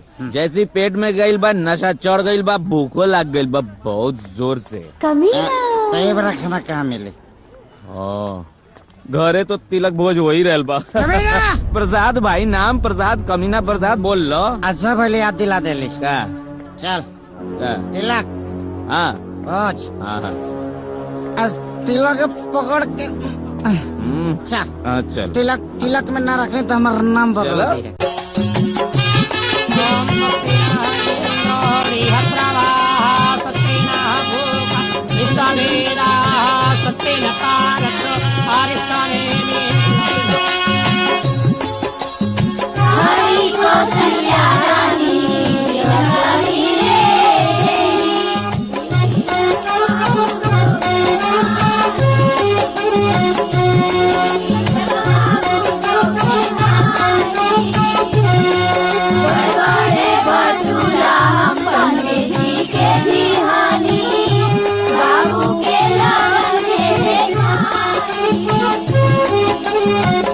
समझ में नहीं का अकेले समझ में नहीं के आवत भाई।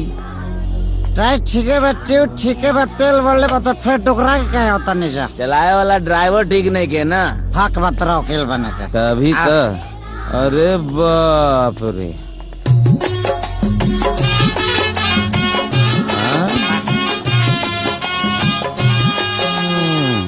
दुश्मन करे बाप ने जो काम किया है, हाँ बाप के नाम को बदनाम किया। हाँ तो अंदर वकील तेरा पता बा? पता बा। पता नहीं के तो? अरे हमरा के पता बा। पता बा तो बताओ का पता बा? यही कि हमरा के कुछ नहीं के पता बा। बस रामचंद्र की जय। हाँ भाई पूरी उड़ी बढ़िया से। हाँ खाना शुरू कर। ठीक है ना? और सुना जितना यहाँ भाई लोग आये बड़ा ना खाना खाए को जो यहाँ मत तो अंदर रहा। हरा के नेता भेजले बढ़ाओ। अंगिया भेजले, बीजे भेजले, ना कहनी क्या हो? ऐसा ना करने की जब अपने कोई वैल्यू ही नहीं है तो जाने का क्या मतलब है ना? ये खाना जो सब लोग खा रहल बनू खुशबू बहुत आ रहल बा, जाई हमू कुछ खा ली का। हुकम पड़े था ना ठीक बा ठीक बा। हो गेल जानतर रहो। हाँ सारा झगड़ा के जोड़ के बा के बा ओ के स्माइली बढ़िया दादी दादी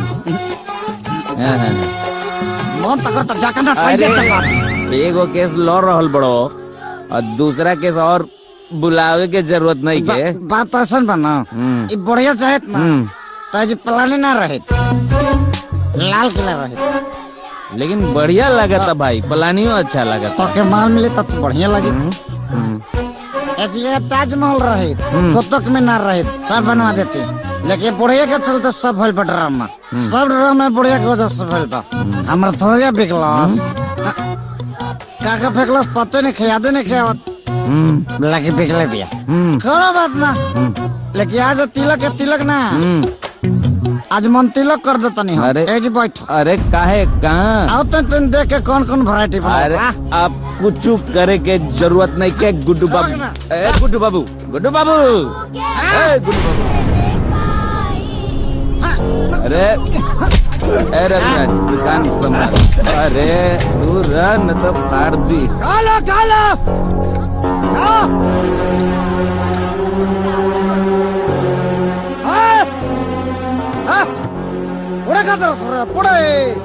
खासा दबा के खासा दोनों चिंता नहीं खे। एक दिन और पूरे खियाबता नहीं के जिया पूरे ये रही पतल ये रही सब्जी ये रही रसगुल्लो ये रही फंक्शन चेंज मिली दानी के सराद के पूरे किया बेबुढ़ा गुड्डू क्या बकवास करत बाड़े? शांत हो जाओ। मुखिया जी लड़बो अगला साल मुखिया जी लड़बो लड़वाई तरह के मारा कानून लेके हाथ में घुमो तो नहीं बुझा गुड्डू तू ही का करता रहा? शुभ काम में केहू ऐसा करेला? पंडित चुप एकदम चुप। तो कुंडली बने बा हमार हम बाढ़ में पता भरनी बाढ़ में तरह के सुनामी में ले जाए रात संग हरा गया था तेरे। अब इससे बारात ना जाई आरती जाए रे आरती हटो आरती जाएगा कौन है उधर नहीं उधर क्या तो शराब पी के बड़े तोरा शराब पीला से मार बियाना होई शराब पापी तोरा से बड़ा कमीना ना तकनी आज से सरकारी हमारा साबित हो गईले आसान हमारे से निकाल हो जाओ छाती पे चढ़ के बारात ले जाओ हम लेके जाके यहाँ से पापी कहीं के देख लेके सरकारी हमारा हो गया बॉर्डर और आज के बाद है बॉर्डर क्रॉस करना तो टांग काट ले तो इतार पाकिस्तान के बॉर्डर का जाइए सर्जिकल स्ट्राइक का दबना तू तो जाइबे कर बस साथ में इतार महल लेके जा हमारे साथ लेके जाना गलत हो जाई। कानून साथ में कोई नहीं बोलेगा। चलो जाना हट अरे बर्दाश्त करो तुम पागल बने। अरे बैठ जा बैठ जा। अरे तलाश का देवता है बात तना मन पे तोरा छाती पे चढ़ के बारात जाई तोरा छाती पे जाई छाती पे छाती रोड हका हमार रोड हा। अरे शांति ए रसगुल्ला रसगुल्ला रसगुल्ला रसगुल्ला खेबे हाँ खा ले जितना पैसा खर्चा कर बने सरन से सुलभ आनंद रघुराज ए ज्यादा बोला तारा तू बोला नहीं हाँ ज्यादा बोला तारा तू गुड्डू ज्यादा बोला तारा तू कानून अरे मतलब गुड्डू ई का भक्कर बच गइल बा देखा देखा राजा हट गुड्डू बाबू चलो हट भैया अरे बाप रे भैया रुका हार देंगे अभी बर्बाद कर देंगे। अरे भाई तुम लोग समझते क्या हो रहे? अरे बैठ शादी करेगा बुढ़वाई शादी करेगा ए भाई तू चला ए भाई तू चला ऐसे से तू चला तू चला यार चाचा अरे लोग कम नहीं गए अरे भाई अरे अरे अरे पूरी अरे चलो चला यार अरे चलो नहीं अभी बात ऐसा ना फरेबे ना करिए ऐसे। अरे हमार बात सुने पहले क्या सुने चिंता जिन कर जब कानून के कलम लिखला बंद कर देला नु वैसे से कमीना प्रसाद के दिमाग चलल शुरू हो जाला। हमारा दिमाग में एगो आइडिया आइल बा फिलहाल तो ऐसा से चलो तू नाम बताओ तनी ऐसे ना कर रहा है। अरे चल अब भाई।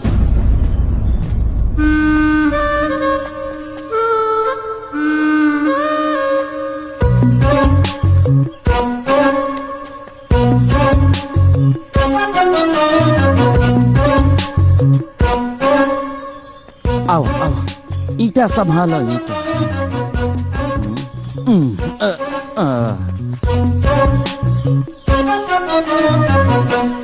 हम शांति के प्रतीक हैं, ठीक है। अरे का करत यार, कोनो काम आराम से सीधा तरीके से ना हो सकेला। अंदर तो देखा तरह का लिख लेबा कि हम शांति के प्रतीक हैं। काम करला शांति वाला शांति के प्रतीक लिख लेबा। तो ठीक है, ठीक है, ठीक है ना। ठीक है, चलो ना, ठीक है, चलो ना भाई। अरे रहे दो, रहे दो।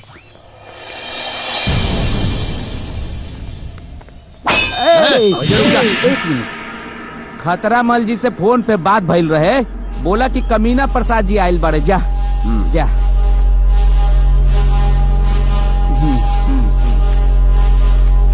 खतरा मल।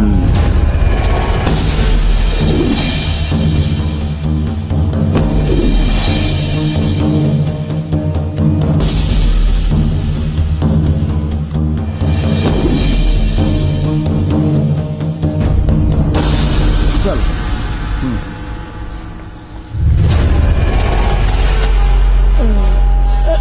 जी आदाब। आदाब आदाब आदाब। कहाँ बोला? हम जो फोन कैले रहनी नु, हाँ, जो ना क्लाइंट के बारे में, वो क्लाइंट के बेटा ई है बड़े। क्लाइंट के बेटा? जी जी जी। काम हो जाये। कहाँ फंसा दिले यार, जौन आदमी के खैला के अलावा कुछ कामे ना हुई। इमोट आदमी से दौड़ लो जाइए। अरे भाई, मोट समझ के कमजोर न समझा, बुझला? काम में दम और सफेदी चमाचम। खतरा मल ना है मार। हमके देख के बड़े बड़े जन के मल निकल जाला। बोला कि काटे बाके के, चीरे बाके के, फाड़े बाके के, मारे बाके के, हुड़े बाके। चुप चुप चुप चुप चुप, शांति। क्लाइंट का मूड थोड़ा डिस्टर्ब है। हाँ हाँ हाँ। वो हमार बाबूजी हुआ। तुम्हारे बाबूजी? हाँ हाँ। अच्छा अच्छा, हाँ। तब सिर्फ गोली मारे बा? Sorry sorry.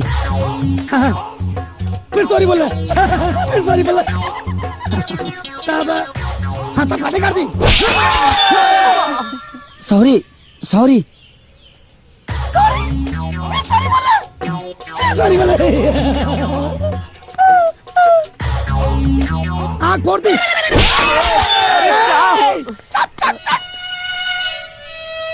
समझा समझा समझा, कैसे समझाई? हम गुंडा है, हम क्या बोले था? कान के मुंह समझा। फिर सॉरी। कितना सॉरी बोले? न काटे के बा, न गोली मारे के बा, उनका के अपहरण करे के बा, वो इज्जत से। इज्जत से अपहरण? हाँ। मतलब गोड़ छुप के उठा के ले चल जावे बा? न पैर छुके, न माने इज्जत से जैसा अपहरण हो सके अपन देख ली। इज्जत से? हाँ। ना हो तो बोला हम कहीं और चल जाते हैं। हो जाए ना, हो जाए हो जाए। पैसा मालतल? पैसा वकील साहब बताई ना। अरे वो जौना आदमी के किडनैप करे के बानू, हाँ। सारा माल तो उनकोरे लगे बा। जैसे किडनैप हो जाइहन, वैसे सारा माल मिल जाये। हम जितना, हाँ, जितना चाहे फीस में वो रख ली। मतलब पूरा माल हमके मिल जाये? हाँ, सब सब सब सब। हाँ हाँ हाँ। ठीक है, चलता नहीं। लेकिन इतना छोट काम खातिर इतना बड़ा गुंडा खतरा मल के हो जाए ना, पक्का ना? चलता नहीं। हाँ, मैंने काम हो जाए के चाहिए। हाँ, इज्जत से। हाँ, बाबू आदाब, बैठ। खतरा मल। मार जाइए रे।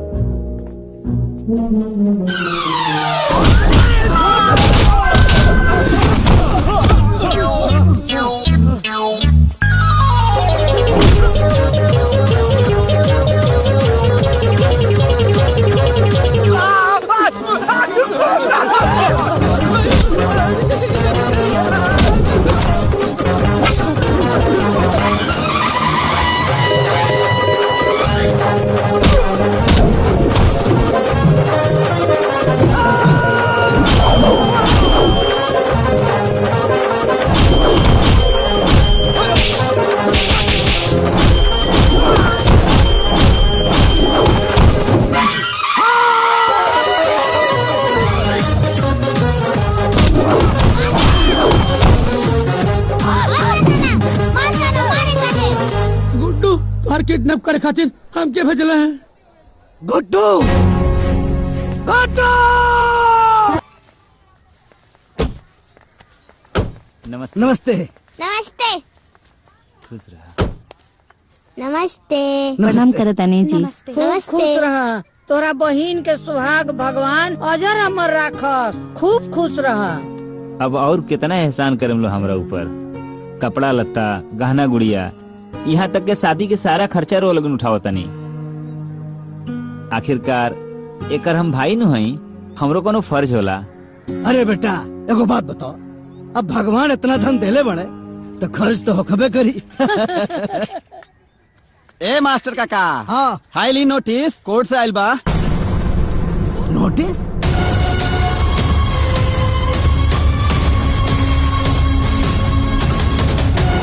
का हो देखा था।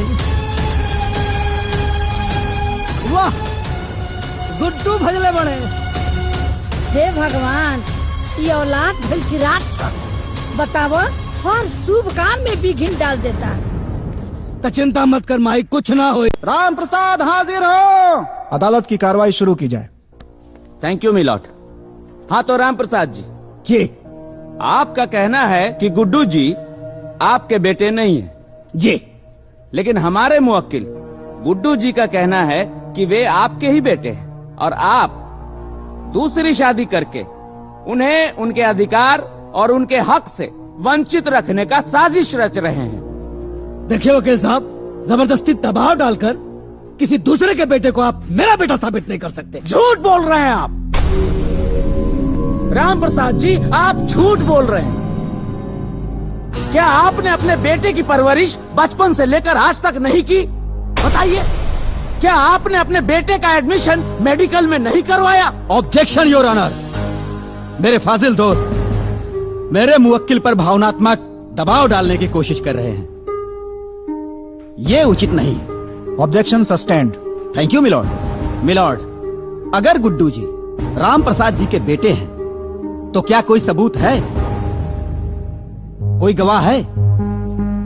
अजीब विडंबना है मिलॉर्ड। जरा सोचिए कि आज एक बेटे को खुद को बेटा साबित करने के लिए बेटा होने का सबूत और गवाह पेश करना पड़ेगा। मिलॉर्ड, अदालत सबूत और गवाहों के आधार पर चलती है। मेरे फाजिल दोस्त को ये बात पता होगी, वरना कोई भी बेटा किसी को भी अपना बाप कह देगा। मेरी अदालत से गुजारिश है कि ये झूठी मनगढ़ंत कहानी को ना सुनते हुए इस केस को डिसमिस किया जाए और इस फर्जी बेटे का दावा करने वाले लड़के को जालसाजी के लिए उचित सजा दी जाए। क्या प्रार्थी के पास कोई सबूत या गवाह है? है, गवाह है मिलॉर्ड। एक नहीं, तीन गवाह हैं। और मैं अदालत से गुजारिश करूंगा कि कि हमें उन तीनों गवाहों को पेश करने की इजाजत दी जाए। उन्हें पेश किया जाए। हमारे सबसे पहले गवाह हैं राम प्रसाद जी के गांव के ही सबसे बुजुर्ग व्यक्ति, गांव के मुखिया जी श्री ब्रिजेश त्रिपाठी जी।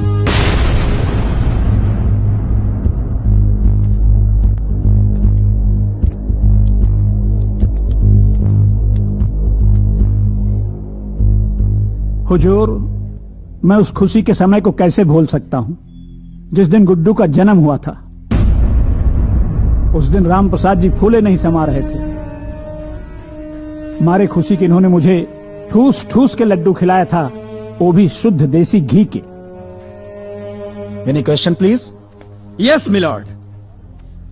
मुखिया जी, क्या मैं जान सकता हूं कि उस लड्डू का साइज क्या था? हुजूर, माई बाप, मुझे क्या मालूम था कि उस लड्डू की साइज बताने के लिए मुझे यहाँ अदालत में आना पड़ेगा। Silence, silence. अगला गवाह पेश किया जाए। पंडित जी, जज साहब को जरा ये बताएं कि जब गुड्डू जी का जन्म हुआ था तो उस समय आपने क्या क्या किया था? जनाब, हम पूरे गांव का जन्म पत्री हम ही बनाते हैं। वैसे वो सौभाग्यशाली ब्राह्मण हम ही हैं जो राम प्रसाद जी के कहने पर गुड्डू बाबू का जन्म पत्री बनाए थे। और राम प्रसाद जी हमको बहुत इनाम दिए थे साहब। 51 रुपया नगद और 1 जोड़ा धोती हमको इनाम में दिए थे।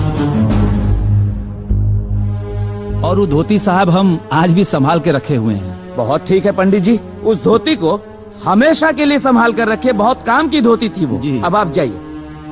देखा मिलॉर्ड, जब गांव में कोई बच्चा पैदा होता है तो वहां दाई माँ का महत्वपूर्ण योगदान होता है। मिलॉर्ड, जब गुड्डू जी पैदा हुए थे तो वहां भी एक दाई माँ मौजूद थी। मैं उसी दाई माँ को इस अदालत में पेश करता हूँ। आइए। हाँ तो दाई माँ, जब गुड्डू जी का जन्म हुआ था तो क्या क्या हुआ था, जज साहब को बताइए।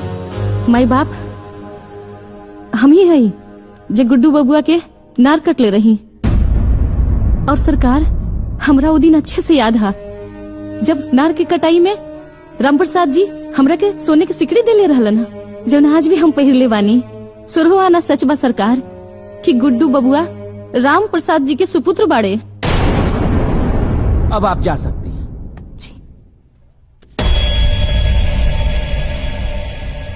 जज साहब, मैं भी इस अदालत से कुछ कहना चाहता हूँ। इजाजत है। जज साहब, जिस उम्र में इनको तीर्थ यात्रा करना चाहिए उस उम्र में शादी करके बाप बेटे के अटूट रिश्ते को कलंकित करना चाहते हैं, ये बदनाम करना चाहते हैं, ये ऑर्डर ऑर्डर, पूरे समाज में हमें गिराना चाहते हैं। मैं कैसे बर्दाश्त करूं, कैसे करूं? शांति। एक बेटे पे क्या गुजर रही है मैं कैसे आपको बताऊं जज साहब? ऑर्डर ऑर्डर, अपनी भावनाओं को कंट्रोल कीजिए। कैसे करूं? ये अदालत है और अदालत की एक मर्यादा होती है। इस केस का फैसला अदालत कल सुनाएगी। जज साहब ऐसे मत करिए, कल शादी है इनकी, मैं बर्बाद हो जाऊंगा जज साहब, मैं बर्बाद हो जाऊंगा। प्लीज आज ही फैसला सुनाइए। कल तो शादी हो जाएगी इनकी जज साहब। यार सब ठीक हो जाए, सब तबाह हो जाए यार। अरे सब ठीक हो जाए। आई चलिए। अरे फैसला हमने के हक में आई, ओकर चिंता। गुड्डू जी, केस की सुनवाई पूरी हो गई, अब निर्णय आना बाकी है। आपको क्या लग रहा है? देखिए, मैं सत्य के साथ हूँ जी, और भगवान कृष्ण ने गीता में कहा है जी, सत्य परेशान हो सकता है जी, पर पराजित नहीं। बेटा तो बेटा होता है। हर बाप अपने बेटे के अंदर राम और श्रवण कुमार की छवि देखना चाहता है। लेकिन वो आपके बाप है, रिश्ते भी कुछ मायने रखते हैं। देखिए, एक बाप बेटा के साथ साथ ये एक हक की लड़ाई है और सत्य की लड़ाई है, और मुझे पता है कि मेरे साथ भगवान है और कमीना प्रसाद। जिस बेटे की परवरिश के लिए, उसकी खुशियों के लिए आपने अपना सब कुछ लुटा दिया, उसी बेटे ने आज आपको कोर्ट तक घसीटा। आपको कैसा महसूस हो रहा है?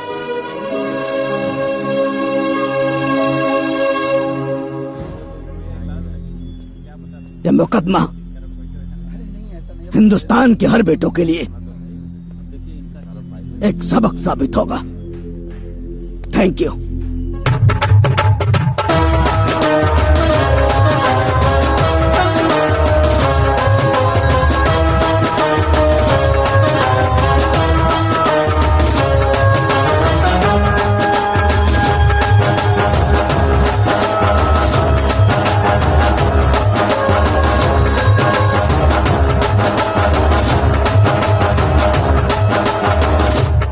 प्रणाम। अरे ये बताएं कि बारात कब तक लेके आओ तनी? ए बाबू, एक बात रहनी है कि अभी कहानी पर से पर्दा उठा लिहल जाओ। का कहनी है? एक बात रहनी हो कि गुड्डुआ के सुधारे खातिर हमन लोगन जवानी नौटंकी कैले बनी जा, झूठ मूठ के बियाह वाला नौटंकी, ओकरा पर से पर्दा उठा लिहल जाओ बाबू। पर्दा हटा लिहल जाओ? हाँ। भरी पंचायत में ब्याह के डेट ऐलान करके, तिलक चढ़वा के, गांव समाज में सब जगह कार्ड न्योता बंट गईल। और रौरा एकरा के नाटक कहता नहीं? का कहता रहो? हाँ? अरे हमने के यह बात भइल रहे, अब तो जबरदस्ती बतिया होता रहा। का बात भई रहे का ना भई रहे हमरा कुछ मालूम नहीं के, बुझाइल ना? है का बकता रे? अरे बेटा, ये उम्र में हम अगर ब्याह करब तो समाज के काम होते खाए। अरे जवान बेटा के भविष्य सुधारे खातिर हम इतना बड़ा नौटंकी कहीं, वो बेटा के अपन मुंह कैसे दिखाई बा? हम इतना पागल नहीं खी कि रौरा बेटा के सुधारे खातिर हम अपना बहन के इज्जत दाव पे लगा दी और ओकर जीवन बर्बाद कर दी। देख, नादानी में तहु कुछ ना समझ पहले, गुड्डुआ के सुधारे के जिद में हम कुछ ना समझ पैनी, उल्टा पुल्टा फैसला ले लेनी, बात आगे बढ़त चल गई। ये उम्र में हम ब्याह करब, अपना खानदान का नाम मिट्टी में मिलाए, लोग थूकी हमरा के गाड़ी दे। तो लोग तो पहले ही से थूकत रौरा के ऊपर। अब खानदान के जहाँ तक बात करता नहीं, तो खानदान में रहिए कागज पर रौरा लगे। अब बेटा के नजर में तो रौरा पहले ही गिर गई बानी। ए राम प्रसाद जी, अगर रौरा बारात लेके ना आई तो हम अपना बहन के डोली रौरा दरवाजे पर लेके आ जाये। रौरा सोच ली। सोच लेनी बेटा। बारात निकली। जो सबूत और गवाह अदालत में पेश किए गए हैं वो पर्याप्त नहीं है, जिससे यह साबित हो सके कि गुड्डू के पिता राम प्रसाद ही हैं। इसलिए यह अदालत। रुक जाइए जज साहब।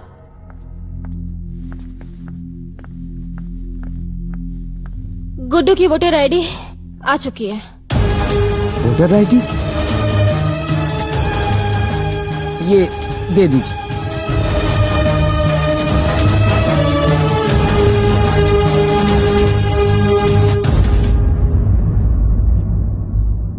इस वोटर आईडी कार्ड से साबित होता है कि गुड्डू के पिता रामप्रसाद ही हैं। यस। जहां तक इनकी शादी का मामला है वो उनका निजी मामला है, किंतु अगर उनकी शादी से परिवार के किसी भी सदस्य को मानसिक, शारीरिक या आर्थिक क्षति होती है तो वो कानून का सहारा ले सकते हैं।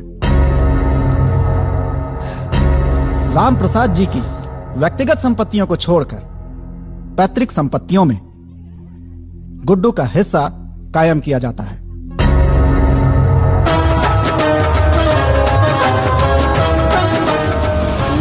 गुड्डू आ गई। बंद कर, बंद कर।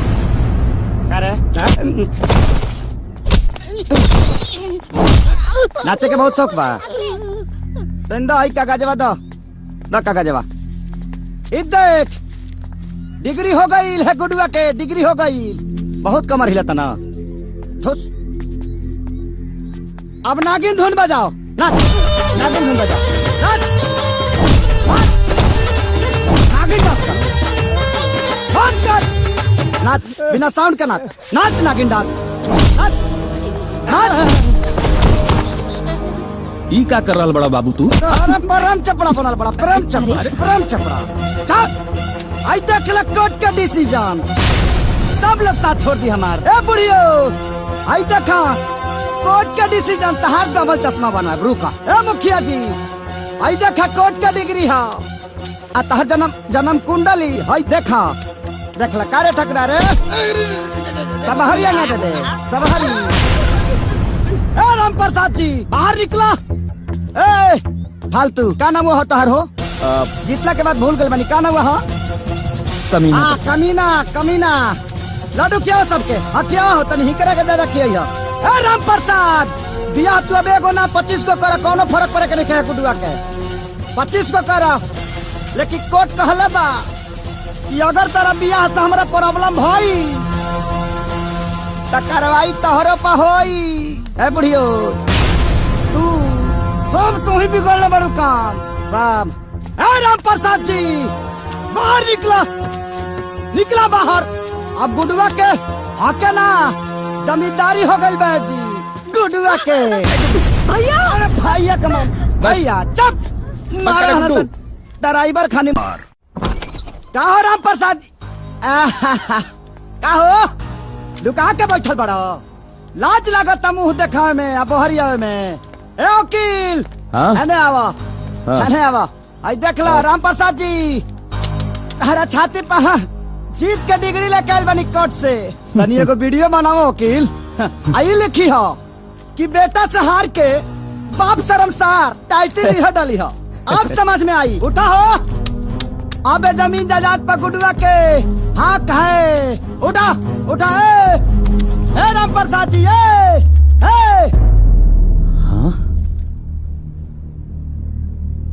भाऊजी भाऊजी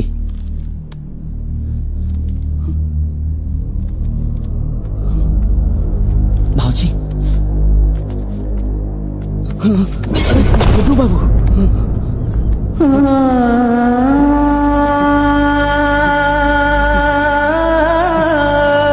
बाबू ए हमार बाबू बाबू बाबू का रे गुडुआ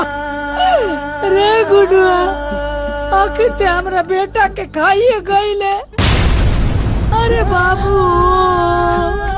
हम न जानत रही कि बड़ होके इतना नालायक बेटा निकलवा न तो तार नार की जगह तार गला काट देती। बाबू बाबू उठा ना। वाह भाई वाह का जमाना आ गया बा।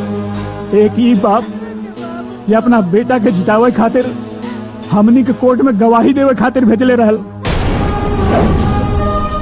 और एक ही इदारा एक बेटा जे अपने बाप के मुआ देलस। हे भगवान का जमाना आ गइल बा। तोहरा जैसा नालायक औलाद के देख के बेटा आज हमरा विश्वास हो गई। पंचांग कुंडली ग्रह नक्षत्र अरे ये सब झूठ बा बेटा। तो के अपने जीत पे बहुत घमंड रहला ना गुड्डू। ला आज तो जीत गईला।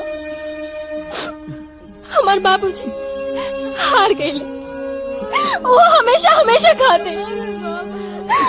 अरे आज ले हम दोनों साथे रहनी है ना तो सिर्फ और सिर्फ बाबूजी की वजह से। कहे कि बाबूजी ही कहले रहनी। हमार बेटा अपना जिद और नासमझी के चलते बिल्कुल अकेला पड़ गए हो। ओकरा साथे क्यों नहीं के बेटा बेटी तू होकर साथ मत छोड़िया। ओकर साथ मत छोड़िया लेकिन तोरा साथ निभाओ हमने के बाबूजी हमने के साथ छोड़ के चल गए ले। बाबूजी ए बाबूजी ए उठिए ना। ए नाना उठा ना। ए नाना हमको छोड़ के ना जाए। उठा ना गुड्डू। बाबूजी ए बाबूजी ए बाबूजी ए गुड्डू ए बाबूजी ए गुड्डुआ। अरे तोरा के सुधारे खातिर नहीं सब नौटंकी कैले रहनी। अरे पगला हम ब्याह करे भी उम्र में बाल काला करे से क्यों जवान हो जाला रे गुड्डुआ।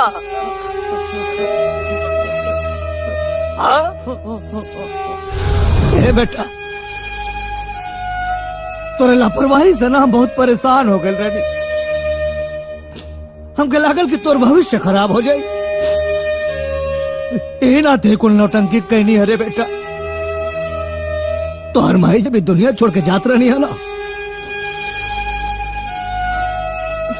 तो हमारा से को बचन ले रहनी है कि गुडुआ के बहुत बड़ा डॉक्टर बनाई है।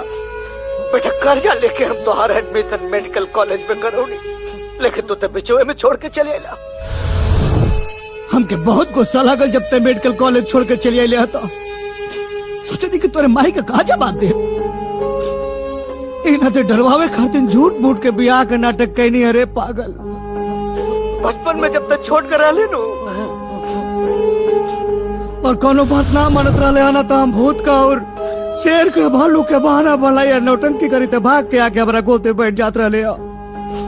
हमारा इना पुत्र रहे बेटा कि तब बहुत बड़ा हो गई ले। गुडुआ बहुत बड़ा हो गई। अब ना डराना अब ना डराना। तो कोर्ट तक पहुंच गए बेटा।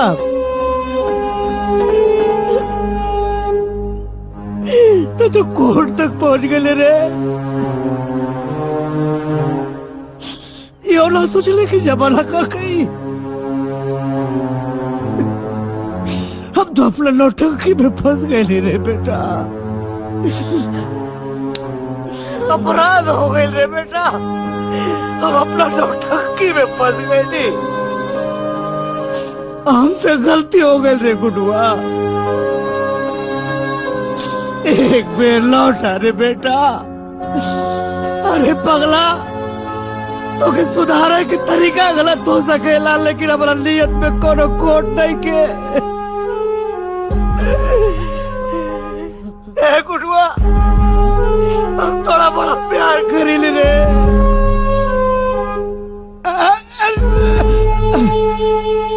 गुडुआ, ए गुड्डू, ए बाबू बहुत घबराहट हो रहा बा। ए हमारा छाती में बहुत दर्द हो रहा बा रे गुडुआ। ए बेटा आजा रे।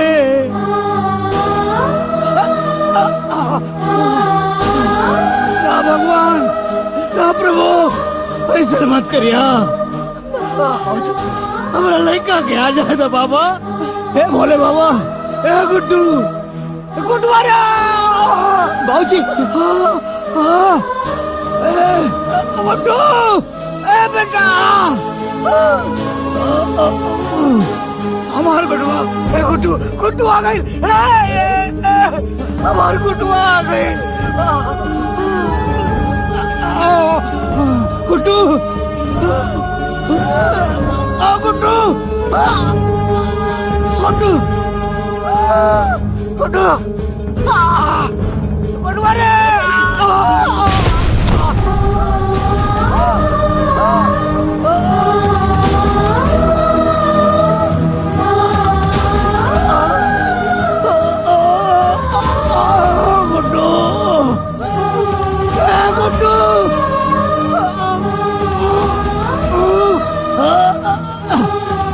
गुड्डू, ए गुड्डू, गुड्डू, बाबूजी, बाबूजी,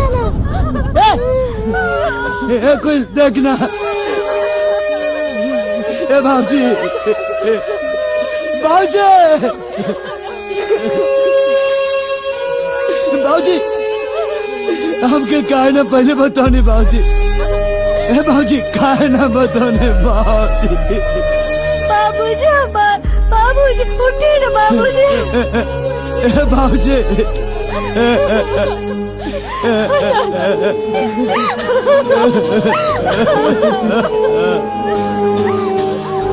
मुखिया जी देखिए ना। बेटा धीरज रखा, बेटा धीरज रखा, शांत हो जाओ मुखिया जी। शांत हो जाओ।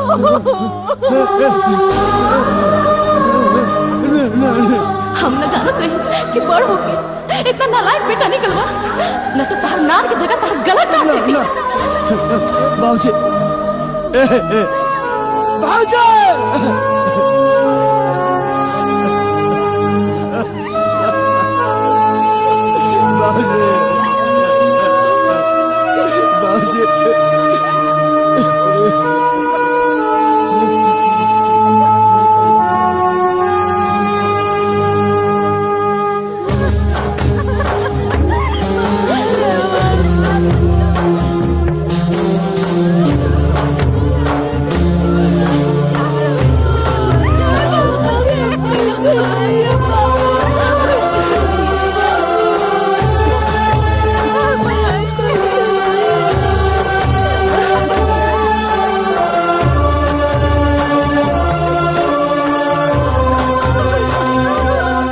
बाबू चलिए, उठिए, चलिए गुड्डू।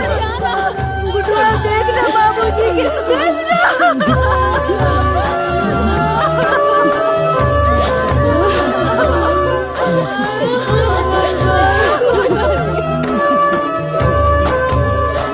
हमें बाबूजी जी के कहीं मत लेके जा।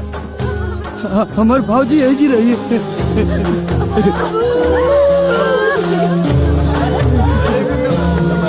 हमके माफ कर दे बाबूजी। हे बाबूजी। वाली गुड्डू बाबू उठी उठी गुड्डू बाबू। हे हटना हमके दूर मत करो बाबूजी से दूर मत करो।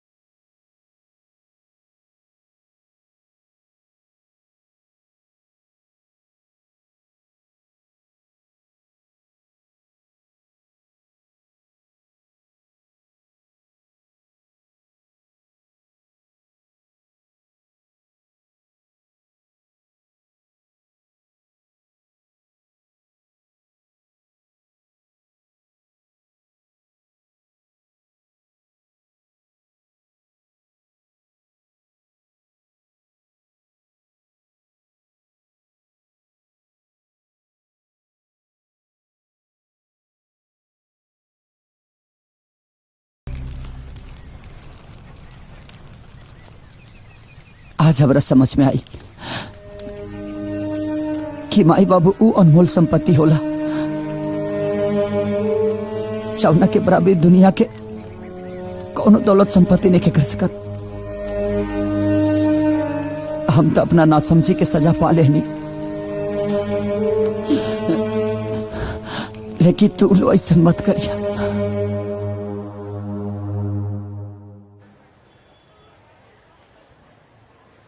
गुड्डू जी क्या कहना चाहेंगे? इस हॉस्पिटल को बनाने के पीछे आपका उद्देश्य क्या है? मेरे पापा का सपना था कि मैं डॉक्टर बनूं और अस्पताल बनाऊं, लेकिन मैं भागा पापा के जीते जी मैं कुछ नहीं कर पाया। मैं उनको समझा ही नहीं कि मेरे पापा मेरे से कितना प्यार करते हैं। लेकिन उनके जाने के बाद मुझे समझ में आया कि ये सपना मुझे पूरा करना चाहिए, और इसमें मेरे पत्नी का बहुत बड़ा योगदान है। इसलिए मैं पूरी दुनिया से यही कहना चाहता हूं, ताकि हर वो बेटा जीते जी अपने माँ बाप को समझ ले, क्योंकि हमारे माँ बाप की खुशी उनके खुद के लिए नहीं होती, वो हमारे लिए होती है। तो बस यही कहूंगा कि जीते जी अपने माँ बाप को प्यार और दुलार दे दो, ताकि मरने के बाद इस गुड्डू की तरह आपको भी अफसोस ना हो। जय हिंद।